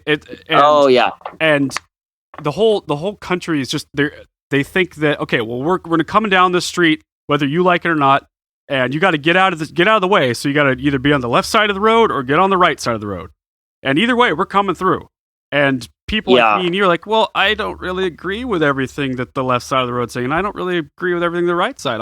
I'm just meandering here in the middle. Is that okay? And they're like, no, fucking get out of the way. Yeah. We're coming down whether you like it or not. It seems like we've gotten to the point politically where, the moderate candidates are becoming less moderate, and we're going to more extremism in the left and the right. And I don't think that's good for the left or the right. No. Or anyone in the middle, which, again, the middle is the middle, and it's probably the largest group of individuals, which when you look at voting records, so many people aren't voting, probably because they're not really engaged with these becomingly more extremist left and right philosophies. Well, it's funny you say that, Travis, because this next current event, have you heard about the explosive devices that were... I've been seeing the headlines on this. I haven't seen any of the details yet. Pretty crazy. It's developing. So, let's see here. City and federal law enforcement officials are investigating after an explosive device was sent to CNN's Manhattan offices Wednesday. By the way, they had to evacuate the whole building. There's a video of a live news anchor happening, and the fire alarm starts going off. A friend of mine was in the area and tweeted about it, saying, this is happening just around the corner from me. No way. Yeah. Wow. It's very surreal. So it says CNN's Manhattan offices Wednesday, following similar discoveries at the homes of former Presidents Barack Obama and Bill Clinton and other prominent liberal public figures. By the way, that's including Hillary Clinton. And there's a picture of a pipe bomb. Here's a device sent to @CNN that was removed by @NYPDCT. The suspicious device that prompted the evacuation of the Time Warner Center in Manhattan Wednesday morning was removed by the New York Police Department's bomb squad. So then it goes on to show, just people leaving. So anyway, some far right guy or person or group or whatever it was thought, hey, let's send a bunch of explosive devices to the heads of the liberal left community, and that'll do it. That'll take care of all of our problems. Dude, it's crazy. Props to the folks that picked this stuff up and was screening for it and were able to detect it. Absolutely, dude. Here's the thing, regardless of what you believe or think, period, Obama family, the Clintons, they're human. Again, back to the human thing. We're all humans at the end of the day. That would have been horrific and tragic. And it would have been worse for everyone, more worse than you think it would have been. Yes. Whether you like them or believe in their politics or ideals, it would have been horrific if something would have happened to those individuals for a number of reasons. Yes. And that reminds me, actually, so there's a movie on Netflix about the Norway massacre shooting. Do you remember that happening? Oh. So the movie's called 22 No, July. but no, I'm super... It's really good. It's done by the guy Paul Greengrass. He's the guy that did like The Bourne Identity and a lot of those movies. Oh, wow. Great movies. So it's really, really good movie, and I just saw it on Netflix. Let's see if I can find the trailer for that. This is right up my alley. This is great. Check it out on Netflix. It's up there right now, 22 July. Dude, I've been loving... Is this like a Netflix featured content thing? I feel like it is. I think it is. Because they've been doing a lot of these style things of historical events, crises, and covering them in film. And it's been really interesting to watch them. Yeah. And then go learn about the event, through my own research after the fact. I've been really enjoying it. Totally. And it's really cool because it's kind of like what we're talking about. There's a guy who, I guess he's on the far, far right politically in Norway, and he just got sick and tired of multiculturalism and the liberal elite and the globalists, as Alex Jones would say. He's tired of them flooding Norway and taking a blah, blah, blah, whatever. You get it. And so he starts with a bomb that blows up like a political building in the capital of Norway. Wow. And that kills a few people. And then he proceeds to drive into like a rural area and go to a summer camp that's on an island. You can see that island here. Yeah, I see it in the trailer kind of queued up here. And he pretends to be a cop. He convinces the two camp counselor people to have him go on a ferry because everyone's hearing about this news of a bomb that just went off. And so he goes, hey, I'm with oh my gosh, Norwegian police, whatever. I'm here to secure the island. And he's dressed full guard, looks just like a cop. Dude, as scary as that is, it is not hard. No. And also very, very illegal to do that. Yeah. But in those instances, you can pull that off. Oh, easily. Pretty easily. And he's got two big suitcases or bags with cases or whatever, and it's just packed full of guns. And she asks him, she's like, what's in there? And he's honest. He goes, guns. Because she thinks he's a cop to go protect these kids. So they let him on the boat, and almost immediately he starts the rampage. And then the other 70% of the movie, because that all happens in the very beginning, and then the rest of the movie is the trial between then they cover the attorney that covers this guy. So it really covers a lot of time from the actual event to the aftermath and potentially years that follow. Yeah. And specifically a couple of the kids that are really badly injured. Kid that got a bullet lodged in his brain. Oh my God. And you can look up all these people. They're all real people, and it's an amazing story. So anyway, I'll have to watch this for sure. Yeah, hit the trailer. Welcome everyone. We're going to do an exercise called If I Were Prime Minister. Viljar, can you start? Yeah, sure. Okay, where I come from? Everyone is welcome. regardless of nationality. And if I was Prime Minister, that's what I'd stand for.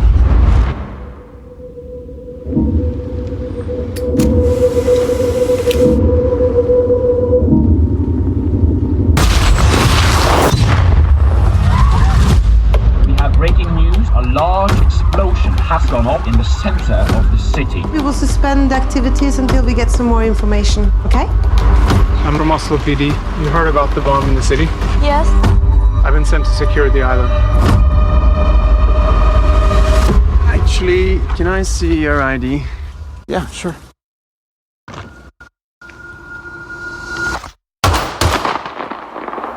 What was that? Run, Victoria, run! Dude. Yeah. This now looks like a coordinated gun and bomb attack. A heightened sense of security and alert. Where's Vilja?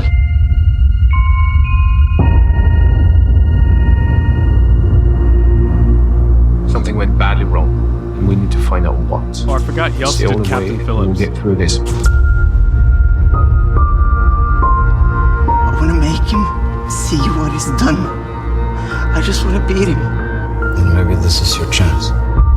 The person you arrested, he asked for me. Why? There are witnesses I need to cross-examine. Norway isn't on trial. You are. Are you sure about that? I just don't want to be weak. Not in front of him. You can be weak and still strong. You know that, right? I still have hope, dreams, family, and friends. And I choose to live.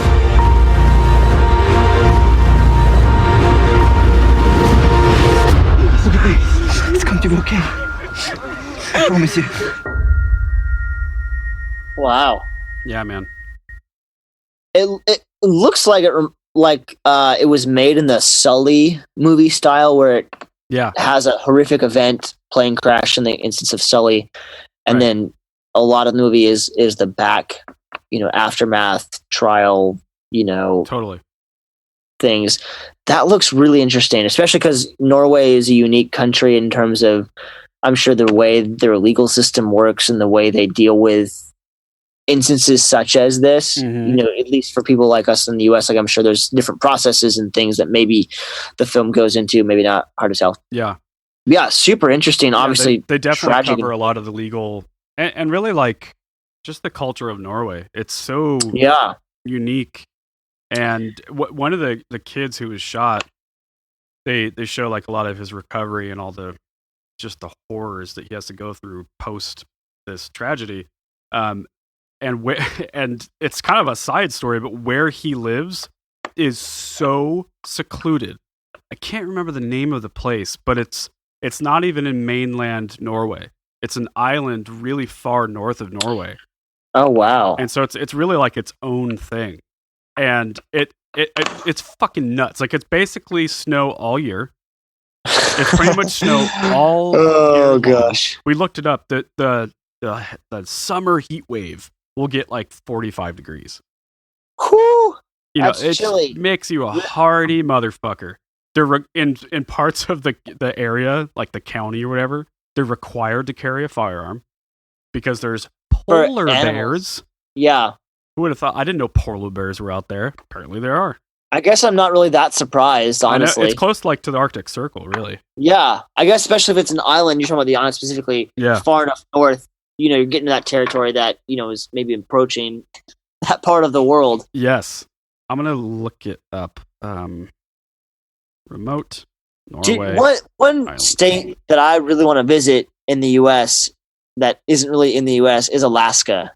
I've never been. I really would love to visit. Just real quick, the island is called Svalbard. Svalbard. There you go. If you want to look that up. Alaska. Yeah, I've been to Alaska. Have you? Just through via an Alaskan cruise we did with my family years ago. Yep. It's great, man. Highly recommend it. My grandparents have traveled through there on their motorhome, or in the motorhome, and I think they've also done like a train. Oh, how fun! Motorhome tour, I think, too, or something. I don't remember exactly, but yeah, it just looks beautiful. Yeah. It's really far away from anywhere that I've ever known. I've been to Canada a little bit, so I've kind of gotten close to those parts of the world, but that's pretty far, north. Absolutely. Or west, rather, excuse me. Really fucking far. Just, the nature and the animals, and I don't know. It looks cool. I would go. What do you got up? This little soundboard thing I've been messing around with. Oh, I get it. Not sure how to make it work, though. I was doing it today. Like a radio DJ. Yes. I was supposed to do my movie pick. You want to hear my movie pick bump? Yeah, let's hear it. Okay.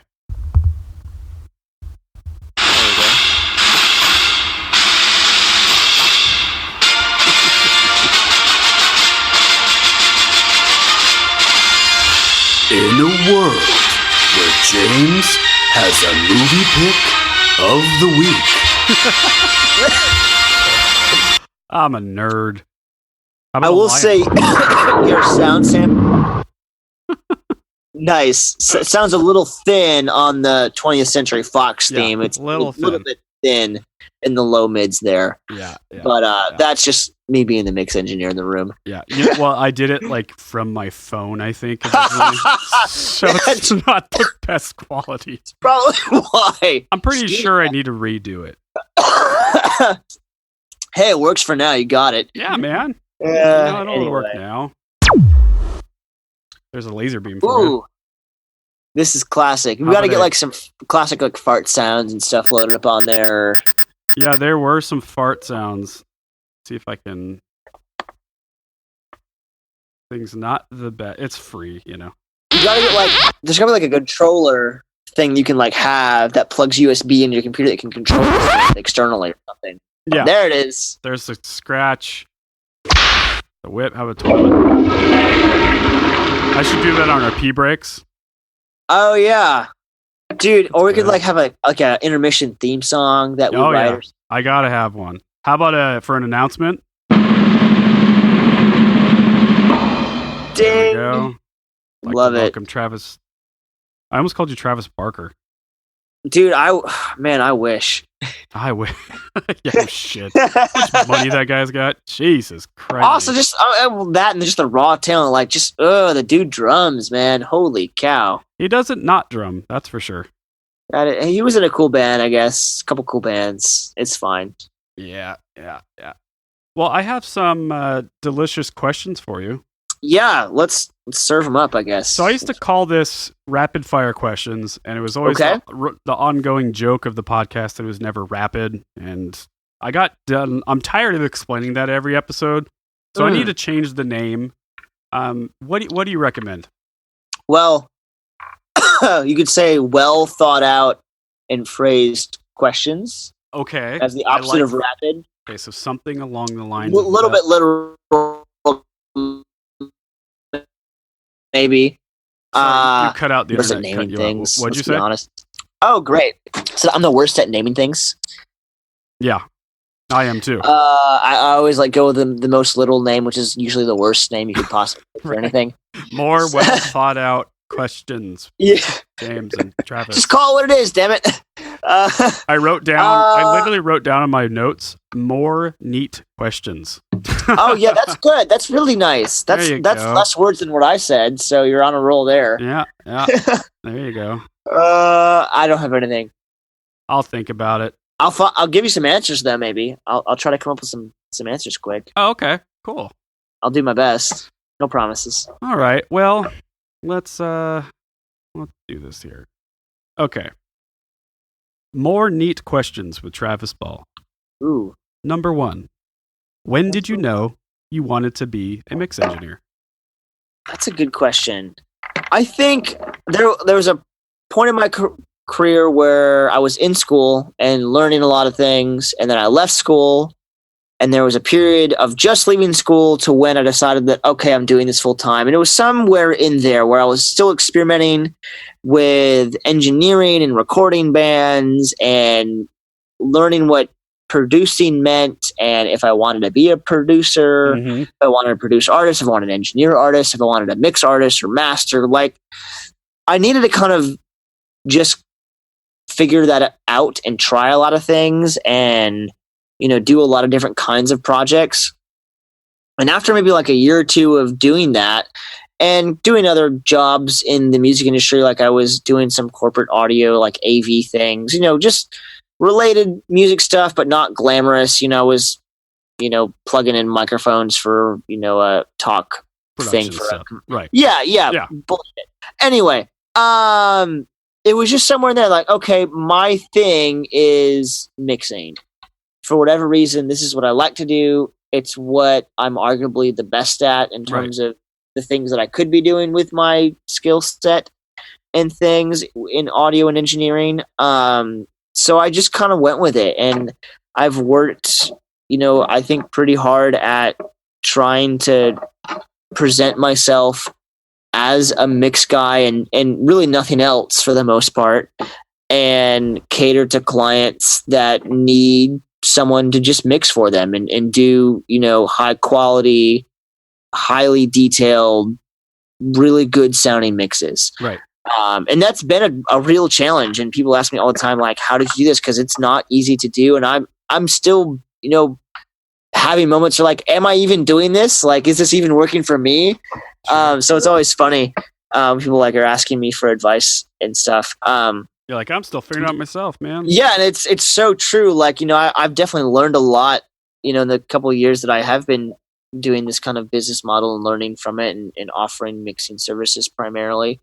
But I'm always trying to learn, how to do it better and, push myself beyond what I'm doing now, to maybe attract a higher caliber of clientele. And, anything like that. Like it's just all the stuff that you would expect and want to do for yourself in a business position. Yeah. So it's just like, you started out as a kid playing music, fucking around with music, trying different things, doing production, and then like I loved music. Like I wanted to be involved in making music, and you just found your happy corner. Yeah, like I came to Belmont, which was the audio school I went to in Nashville.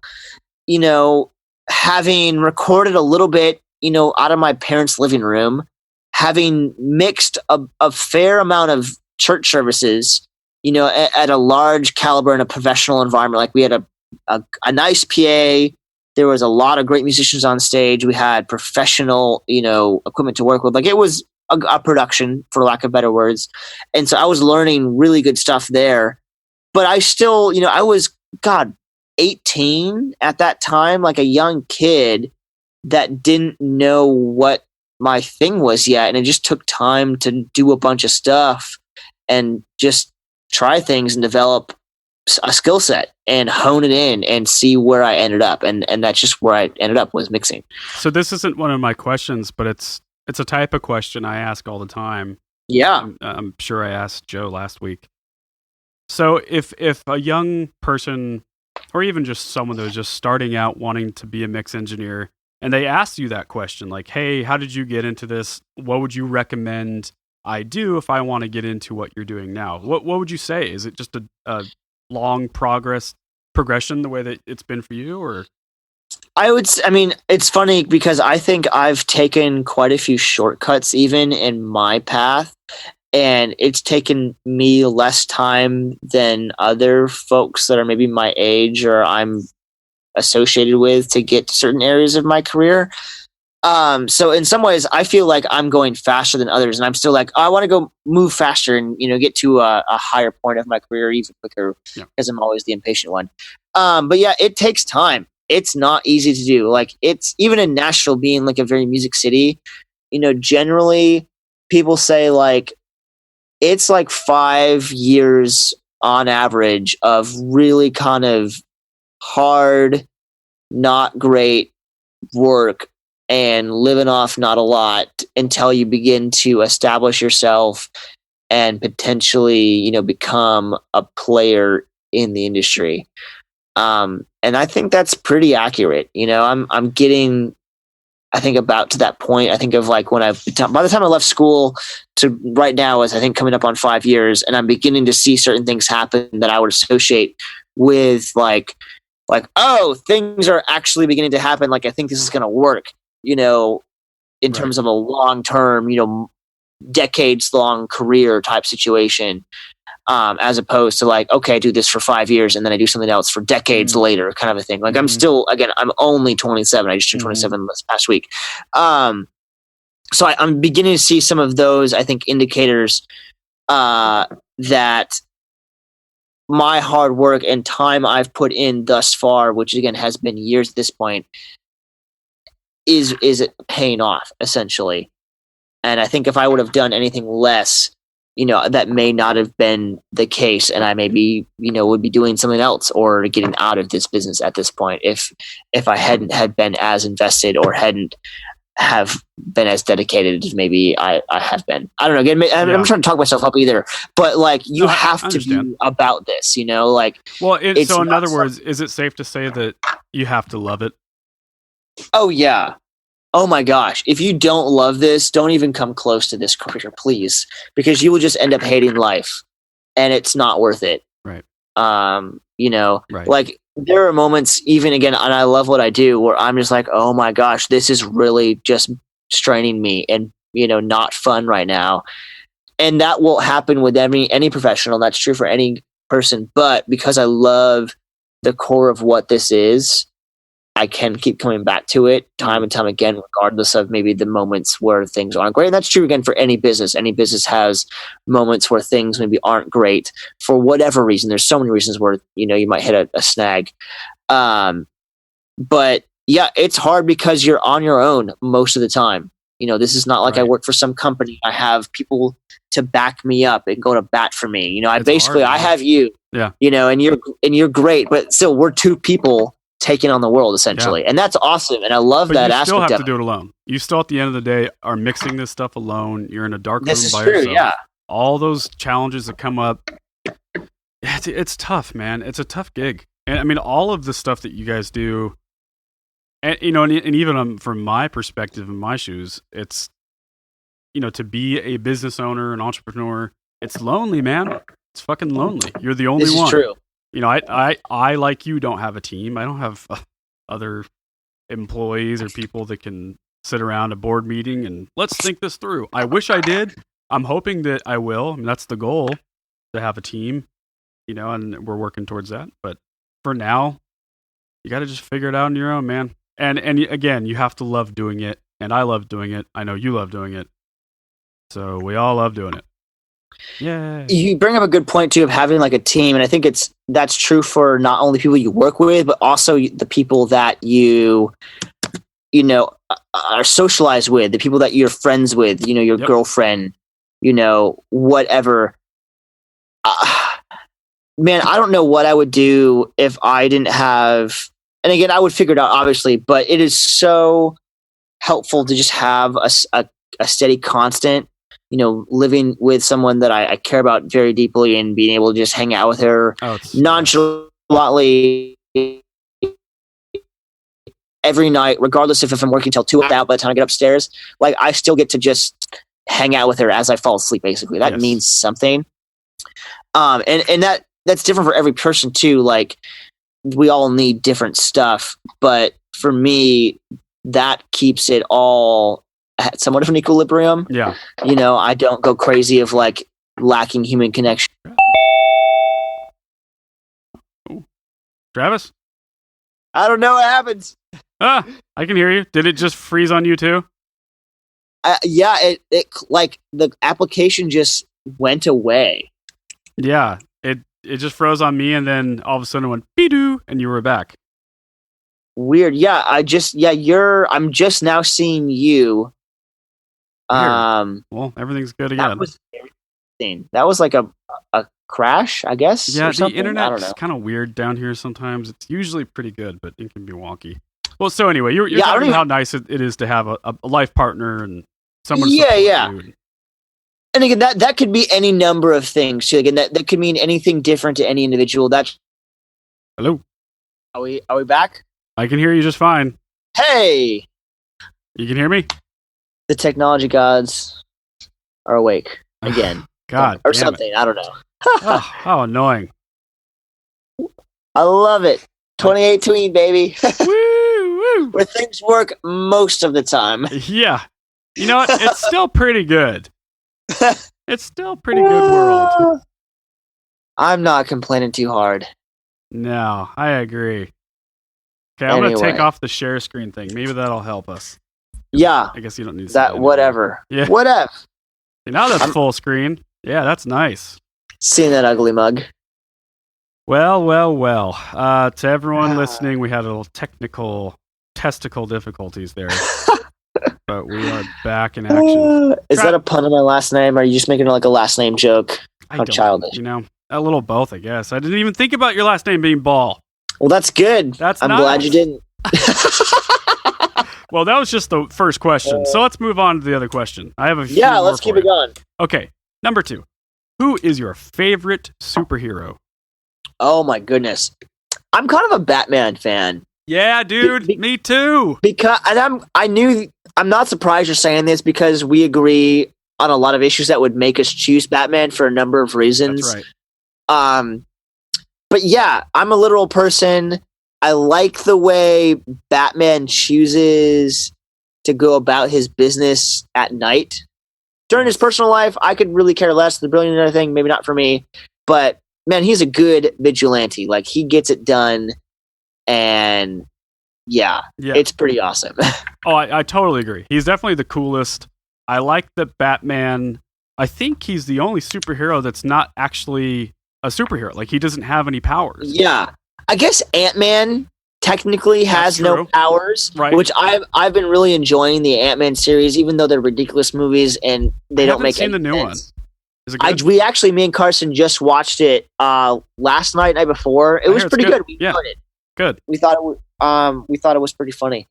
But yeah, so that would have to be my pick. I love the trilogy of Batman films, the Dark Knight, Christopher Nolan ones. Batman Begins, Dark Knight, Dark Knight Rises, such good movies. So, do you think that Christian Bale's the best Batman? I think because of that, just again that series, and because he is such a big part of that series, I would have to say yes. Mm-hmm. I watched the Justice League thing. And I forgot even who played that, honestly, which is so bad of me. Mm-hmm. Excuse me.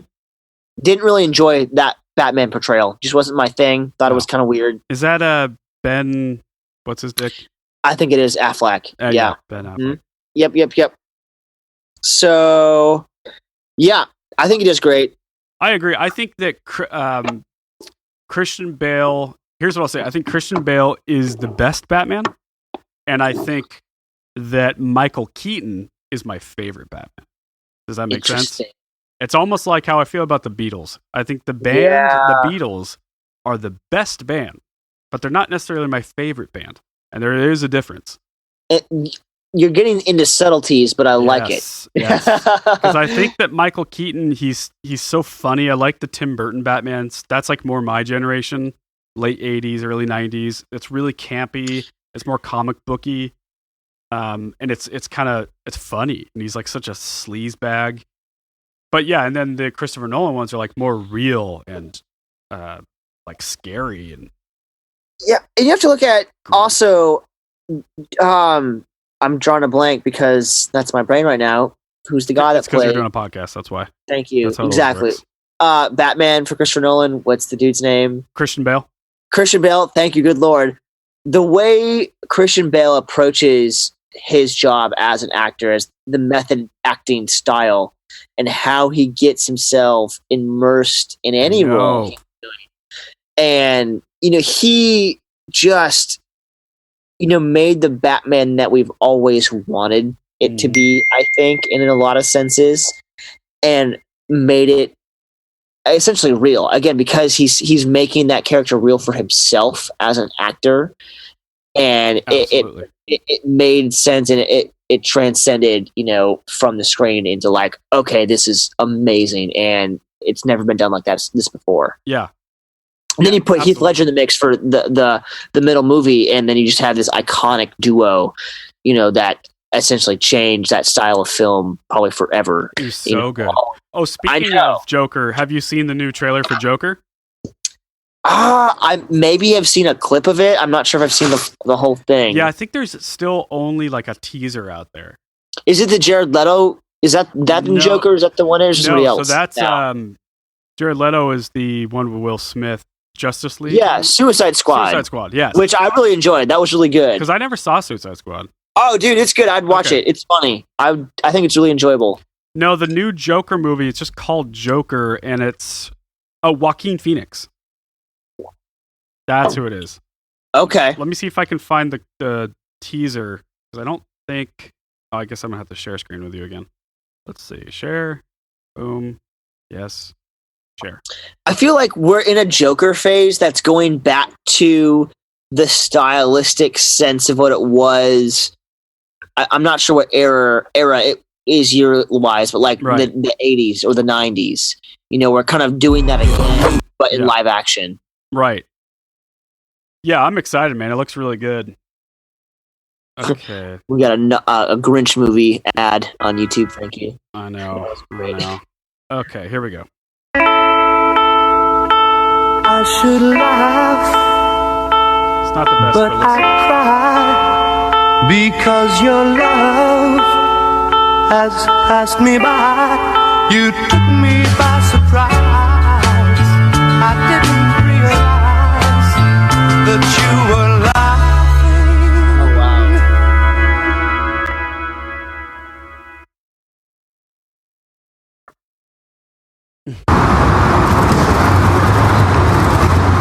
This is yet.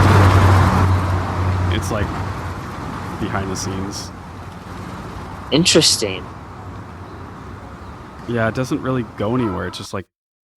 But I get the sense of what it's trying to do. I think. Yeah, it looks very like the trailer. Like you have to go watch it to really understand what we're talking about. Yeah. It reminds me of who's that director? Oh, that does like the.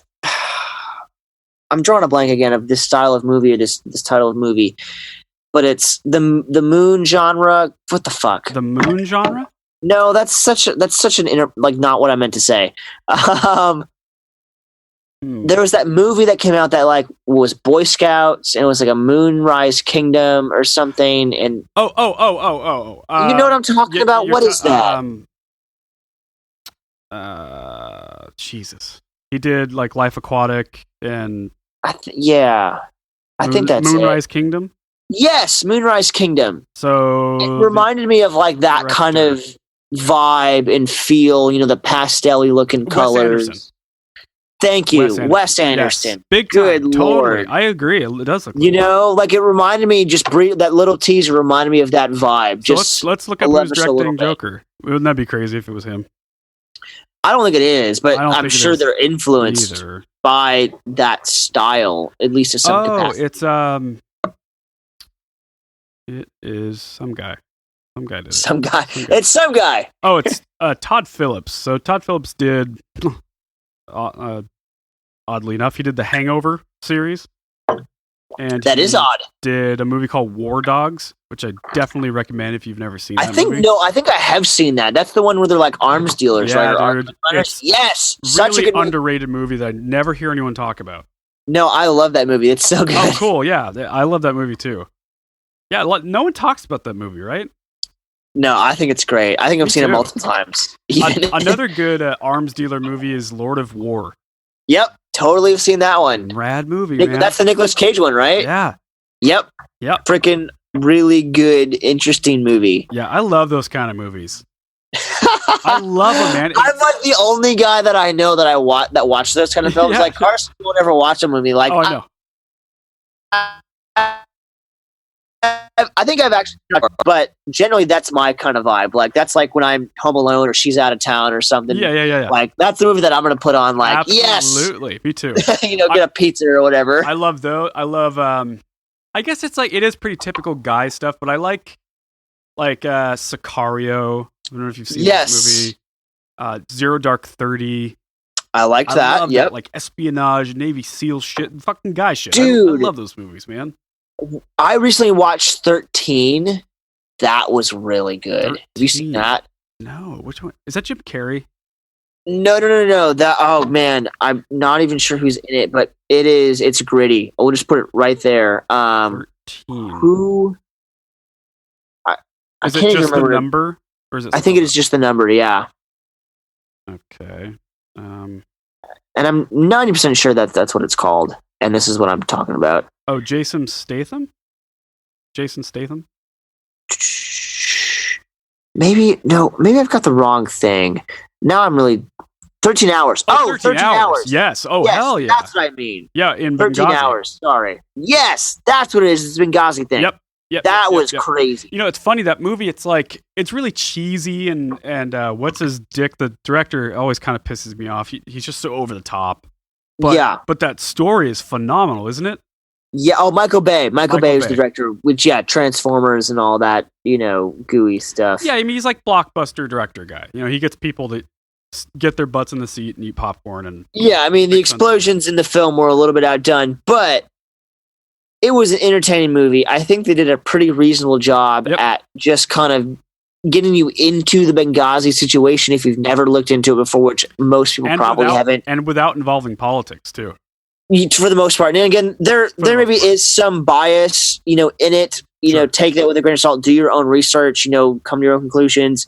But it is a valid perspective that's done really well in film format and puts in the seat, of the guys that were there. Yeah, it's crazy what those guys went through, right? I know. That stuff happened, man. And it happens. And true that, just the guys that are out there doing stuff. And keep in mind, a lot of those CIA operative dudes, so there's, I forget the distinction, what they call them, but there's CIA agents, like field agents. They're the ones who are like spies, right? They're the ones who collect undercover, undercover. They're not unassuming people for the most part. They're nerds. They're not really like combatant people. Not big people, not physically demeaning. But again, the people unassuming. Starring in the movie and the focus of the story are the guards. What do they call them? They're like they were a detachment of I think they were SEALs. Some of them were Navy SEALs. Some of them were like Army Ranger guys. They're all special forces. And they were at a different compound a few miles away, like 2 or 3 miles away, that were just kind of there, and they just went in because they were there. Yeah, so what was it? It was like the ambassador, right? I think that's right. I have to familiar myself again. Like the U.S. ambassador to Benghazi, I think. Yeah. Egypt or something like that. Yeah, that's got to be it. And then I don't know. Watch the movie. It gets taken over by terrible asshole terrorist fucks. People shooting bullets at people that didn't. People that don't deserve it.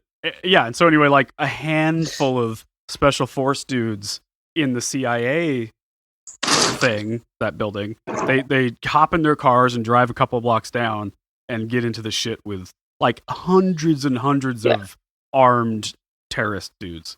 It's crazy. And then they take it back to their place too, because I think their place got attacked as well, because it was that location of their embassy, and then it was their compound, or maybe another location. Yeah. And it goes like all night, like into the morning. Yeah. And no help, no support sent. And that's when the politics just went crazy here in the States, back stateside. Yeah. Stateside. That's my name.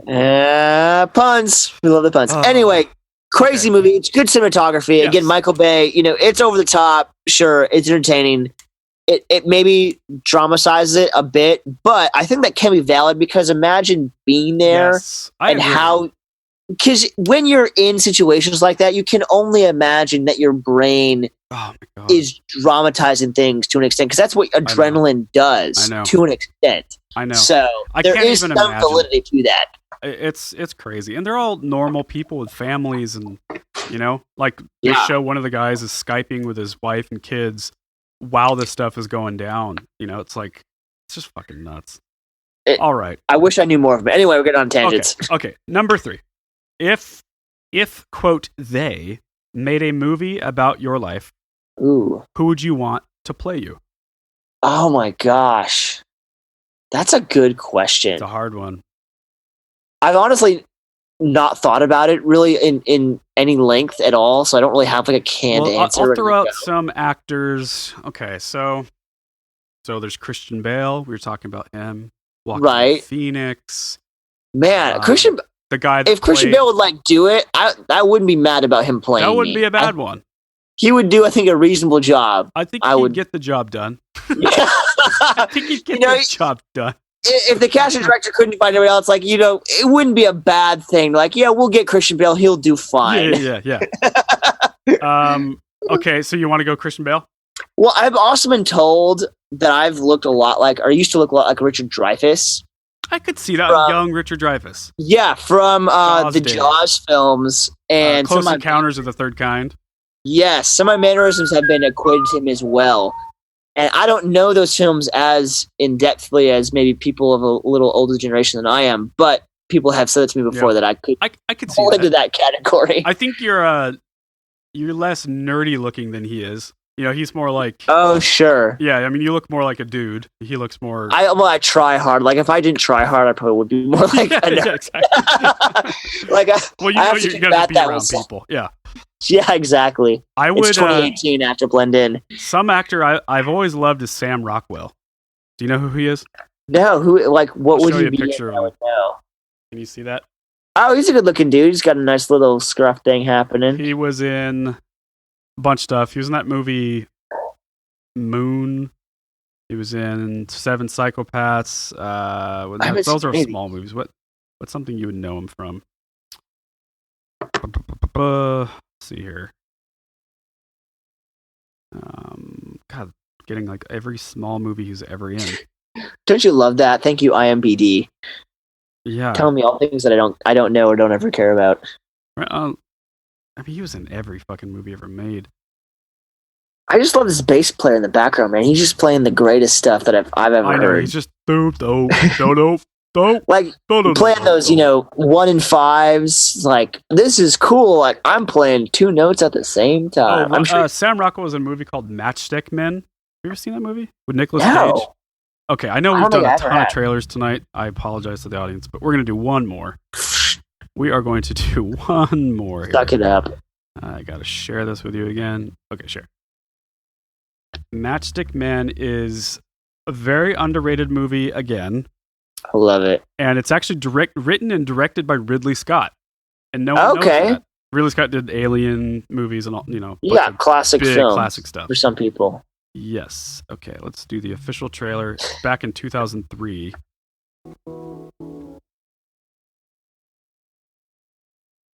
Wait, that's a...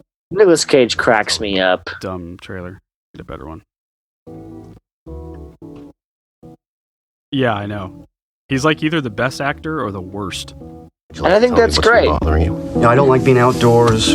Tell me you've left the house in 3 days. 1, 2, 3. Have you eaten anything in 3 days? Mm-hmm. Besides canned tuna? Mm-hmm. Anything else? Dirt. Yeah. Obviously, I have a lot of ticks. These distractions affected you workably? What would you do if you had to change careers? What, if I wasn't an antiques broker? If you weren't a criminal? I'm Agent Kellaway. This is Agent Cole. We're from the Federal Trade Commission. You've been the victim of fraud. Do you have any more of those L-47s? Oh, yeah, maybe in the car. Oh, wait a second. Oh, here we go. This is Dr. Klein. I just got off the phone with Angela, your daughter. She says she really wants to meet you. Remember me? All of a sudden, I have a daughter. Someone in here! Hallelujah, you got a chick in here? It's a riot, huh? Little training bras hanging from the shower rods. That's no way for a young lady to behave, and shame on you! Just try to be as honest and open with them as possible. You're a con man? Con artist. Wow. Flim flam man, matchstick man, take your pick. And that guy Frank? He's my partner. Teach me something. Rule number 1, never work near where you live. Don't. Rule number 2, don't write anything down. You regret it? Exposing her to that? Well, it was a little, it made me feel a little, I really liked it. How much you think we can take that guy for? 30 grand. More. 500,000? A million? Come on, I'm 21. This 14-year-old girl working these people with me. My dad is smooth I'm not very good at being a dad. I better get by being me. You good to go? Is a poo in the woods? Just say yes, okay? There's one last thing. What? I want you to give the money back. This is so... You think Prime doesn't pay? No, it does. It does, just not very well. There you go. Another great movie. I dig it. Have you ever seen Sneakers? Oh, hell yeah. Okay, I figured. That's a classic. Just Love making that sure. movie, yeah. It is a classic. It's one, I mean, I'm a young guy, but I thankfully have at least seen a few, classic movies like that. Totally. Okay, let's keep moving on because we've been going a while. Jesus. Yeah. That's I'm good. a talker. No, me too. That's good. Okay, what's a guilty pleasure movie for you? Oh my God. If you're drawing a blank, I'll give you a few. How about the movie Clueless, for example? No. Actually, you know what it's going to be? It's like any Lord of the Rings type movie, like an epic, like 3 hour long, okay. Like just overdone, over the top, just like I eat that stuff for breakfast. Gotcha. This one weekend, my wife and I watched like every one, the original 3. That's like over 3 hours each one.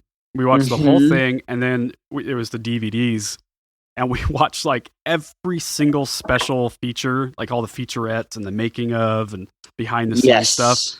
Oh man, we just devoured that shit. We didn't leave the house for 2 days straight. That's amazing. And too, like you've pointed out a lot of movies that I love to watch that are kind of an underappreciated genre, like these real life story kind of heisty style, conflict style movies. Yep. I find them very interesting. Again, like I never take them as fact. Like I always, if I want to know about what actually happened, do the research after that. But it's always interesting to see how a director portrays some of these real life events in film in an entertaining way. Like I find that even by itself interesting enough to watch a lot of those types of movies. Like, Ridley Scott, we just did Black Hawk Down too, which again, love that movie for how crazy intense that is. And how intense that day was for the people that were there. I don't know. I think about that stuff a lot, and a lot of people just don't. I know, which is fine. But I don't know. Yeah. Anyway, but yeah, those movies are always go-tos of mine. I'm always a sucker for the action film. I love, again, I grew up doing theater stuff before I did audio, so I love dramatizing, overdoing things. My mixing style is over the top anyways, so I enjoy films that are over the top. I love good drama. Like Dance it all with plays Wolves, into it. Last of the Mohicans. I fucking love those big widescreen monster movies. They're so good. Yeah. Oh my gosh. Speaking of that too, like I love. Have you seen The Hateful Eight? Oh hell yeah. Oh my gosh. I love The Hateful Eight. Movies like that too. I love westerns in general. Yeah. Tombstone. The Hateful Eight being the movie that it is and the story that it is and the way it's filmed, it takes all of the cool, old, beautiful cinematography, this crazy, crazy story in this kind of gory-ish, over-the-top, done manner. Like, oh, that gets me. Yeah. Oh, are you a video game guy at all? A little bit. Yeah, me too. A little bit. One of my favorite games of all time is Red Dead Redemption. I've heard a lot about because the new one's coming out very soon, and there's a lot of hype. Freaking out, dude! For me, I think it's my favorite video game of all time. I want to get the new one, Grand Theft Auto, and put that in a Western world. That's basically what it is. And I enjoy Grand Theft Auto. Like we've got, I think 5 here at the house for PlayStation 4. Yeah. And I mean, I've never really played it for real, but it's just fun to goof off. Oh, yeah. But for how cool the Red Redemption is, like we'll probably end up getting that. And I'll play through it. Cool. Mostly. Okay, moving on. What's something that a band/artist can do to make the mixing process easier/smoother for everyone involved? Oh my gosh, just don't cut corners before it gets to me. I think that is so true. Is like people. Can you elaborate on that though? Like, yeah, like people oftentimes view mixing as the point at which the song begins to sound good, and the song begins to take shape, and the song begins to become a song. And that's not the case at all. Like if your song doesn't feel like it should in your head at the point where you go to mixing, something else is wrong, and if you send it to me expecting me to turn it into something, you're going to probably end up disappointed, or you're going to end up with something that is just a less superior version of what you had hoped for. Right. And this just comes down to making good decisions about arrangement choices when you're recording the song, choosing a good engineer if you're doing it yourself, knowing how to do it properly, where you don't, do it to a point where you're just going to give your mix engineer just nothing to work with to turn into something that will sound good. And again, like, we live in an age where DIY studios are a great and awesome thing, and there's so much good music being made because of how easy it is. But at the same time, you still have to do your due diligence and put in the time and effort and care and making sure that you're doing things right on the front end before it ever even gets to your mix guy or your mastering guy too. There's a similar perception with mastering engineers that all of a sudden that in mastering your mix or your song just becomes this beautiful finished thing. Right. And if it wasn't already beforehand, like it is there, that's just not how it works. And like, that's okay. Like, I think there's so much that you can do to make, it work in those phases. Like, the power of just properly arranging instruments around each other is so huge. Like, most of, good songs just have that going for them. And if that's all they have, then that's all they really need. You don't have to have the best whatever, but if it's arranged well, things fit together, everything has its spot, it's going to work out, generally speaking. Okay. Does that make sense? Absolutely. Yeah, so basically don't, like you said up front, don't cut corners before you send off those tracks to you. Yeah. We're not, like, mix engineers are usually talented individuals that, have a lot of tools available to them to manipulate audio in a number of different ways that can be very extreme and drastic. But if we're given something that, doesn't have a lot to begin with, we are just limited in what we're able to do. Right. It's like approaching a project with our hands tied. Like, if you don't give us something good to work with, you can do.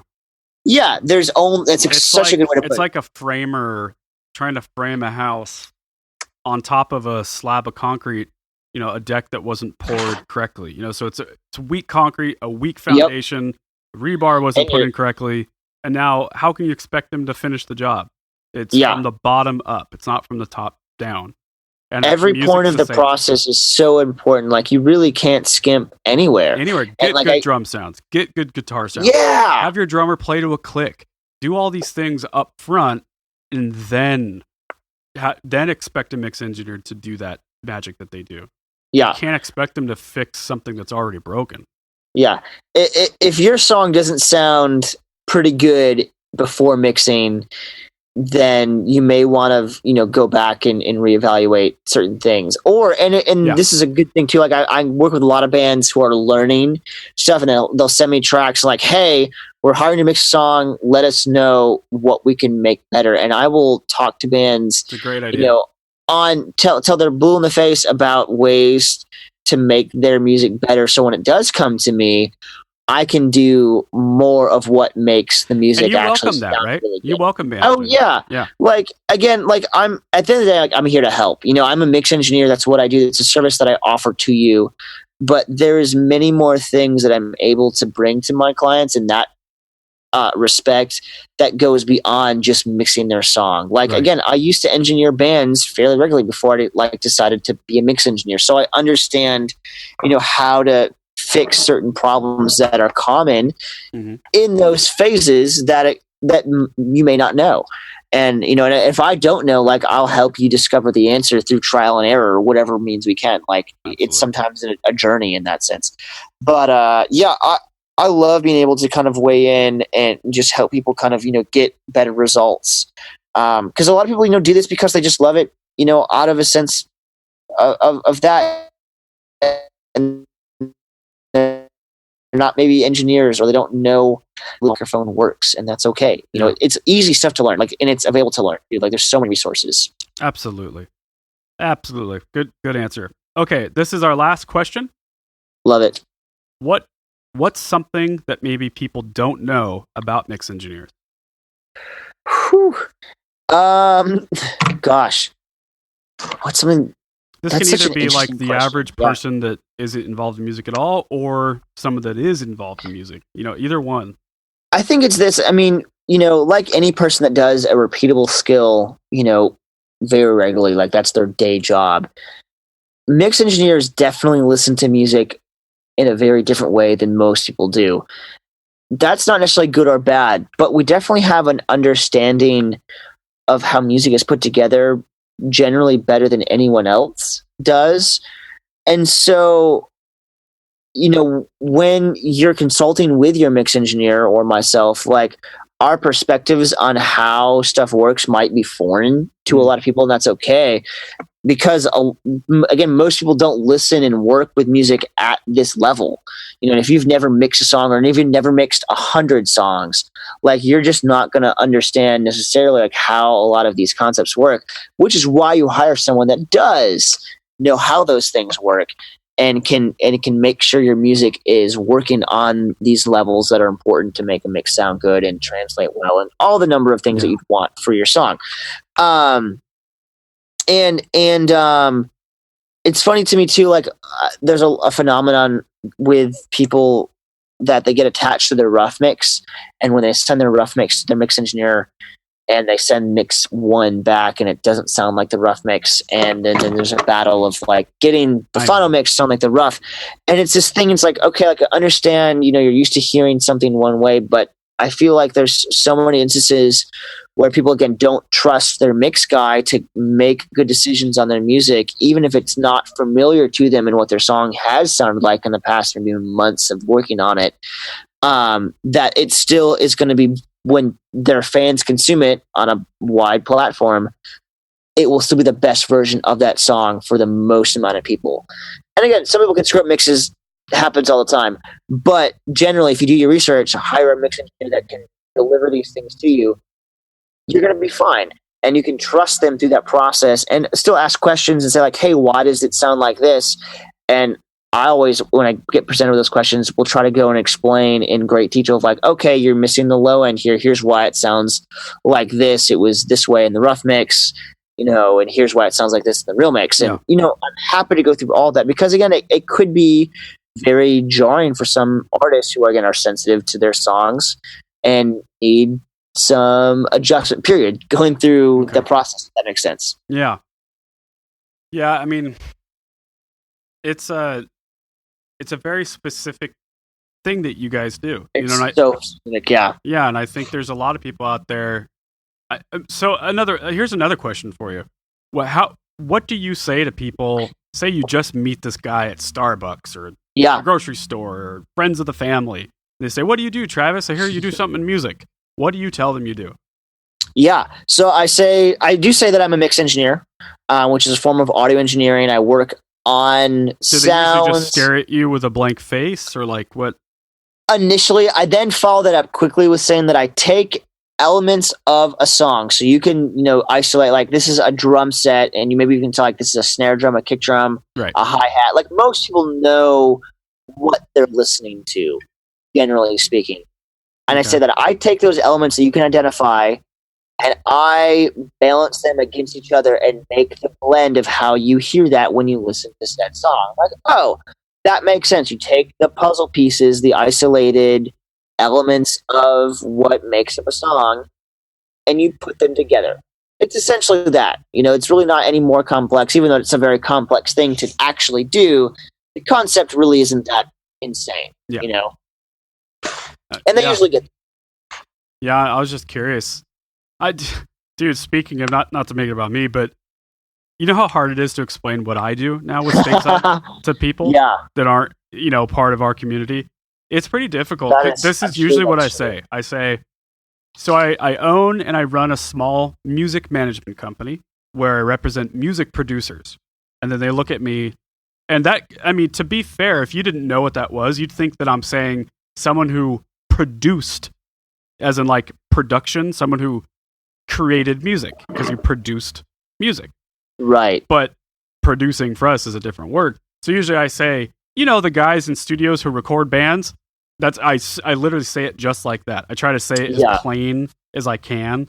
and they nod their head like, "Oh yeah, okay," because they've seen movies, they've seen. Yeah, there's a general public picture of what that kind of is. Yeah, I'm like, the guys are like plugging in microphones and having people get the best takes, and then I often won't even go into like, and some of the guys do mixing and mastering. Like I right, don't isolate it down. Like that's getting specific already. Not gonna work. What are you talking about now? You lost me. Yeah. That makes, and again, it's so funny too. Like there's buzzwords and terminology that's used within our industry that might mean something else to someone outside of it entirely. That it can be difficult to like, hey, this is what I do, and then like I have no idea what that even means. Yeah. And it takes you 5 minutes to explain it because you have to go through two different ways, especially in your case. Like, okay, explain what a music producer is, I do, and now here's what I do with those people, and it's like a multi-level understanding of what's happening. It's tough. I mean, even people that are close to me, friends and family, they still don't really know what I do. My dad will often say to me, "Hey James, I heard this really great band the other day. You should sign them."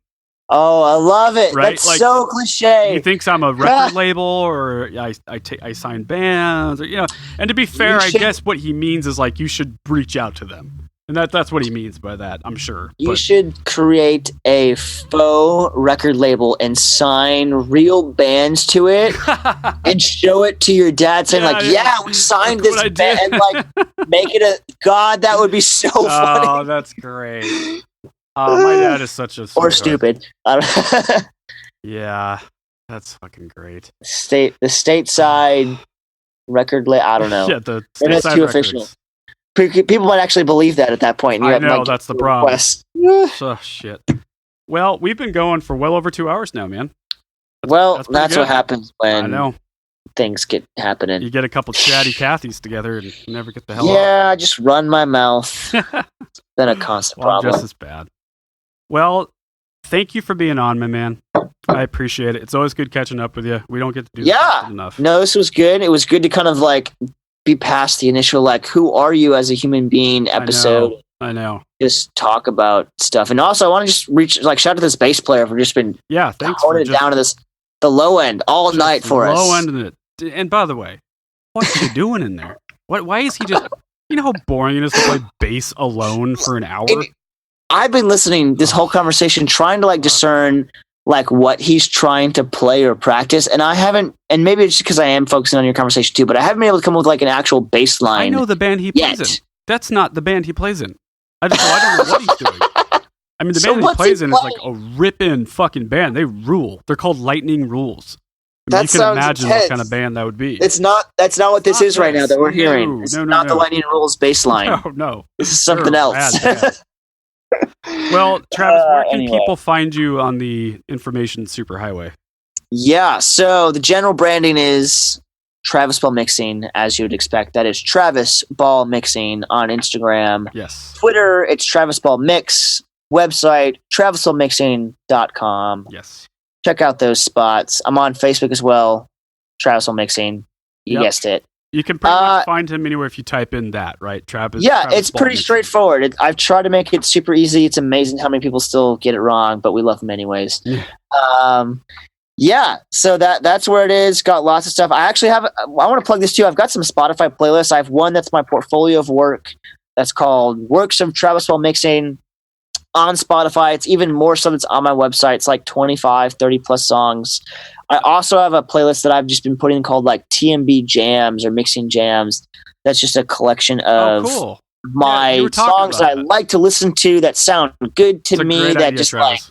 That's great. Man, so yeah, I've got like maybe 15 or so songs on this playlist. Maybe I'll have to link it in the podcast. Yeah, I was going to say I'll do that for sure. But yeah, check that out. That's just stuff that I find that's kind of catching my ears, interesting, and I throw it in that playlist. So give it a listen. Yeah, and Travis is working on a bunch of stuff, and there's a bunch of releases that have come out and that will come out. So a lot of stuff that even still will come out too. Yes. Like go follow him on Instagram for sure. I would say the Instagram's like the hub, right? That's kind of your main hub. Definitely. Yeah. Yep. Okay. Yeah, you cut out there for a second. Yeah, definitely go follow him on Instagram.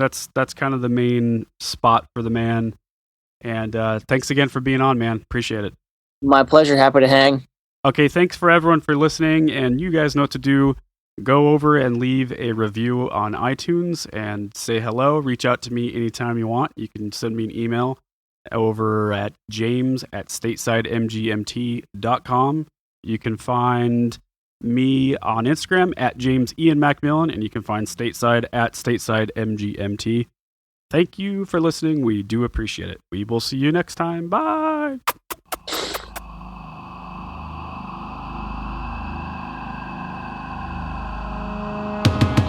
Pick me up off the floor where I fell asleep the night before. Find my clothes, waking up, chasing every dream never helped me much. Stumble out into the street, a beggar's all I'll ever be. Find a new place to sleep, living every day with my heart on my sleeve. Don't you wanna be like me? Both my pockets and my stomach's empty. Don't you wanna be like me? No boy, no boy, no boy. 'Cause I know I'm just a soul that can't be saved. I like throwing my life away, I keep singing. Don't you wanna be like me? When all I'll ever be is open. When all I'll ever be is open. Hiding out in every song, building careers where they don't belong. Writing down where I went wrong, and scripting the words and they all sing along. So I'll take a picture of the prophets living, fake fame off the backs of people dying to live. Don't you wanna be like me? Both my pockets and my stomach's empty. Don't you wanna be like me? No boy, no boy, no boy. 'Cause I know I'm just a soul that can't be saved. I like throwing my life away, I keep singing. Don't you wanna be like me? When all I'll ever be is open. If I quit, it leaves me empty. Every dream just leaves me tipsy. Just wait and I'll pray, hoping and begging for change. With these wars that I made, battles I've waged, escape is just a life away. The pain they portray, the lies that they play, living like they earn that stay.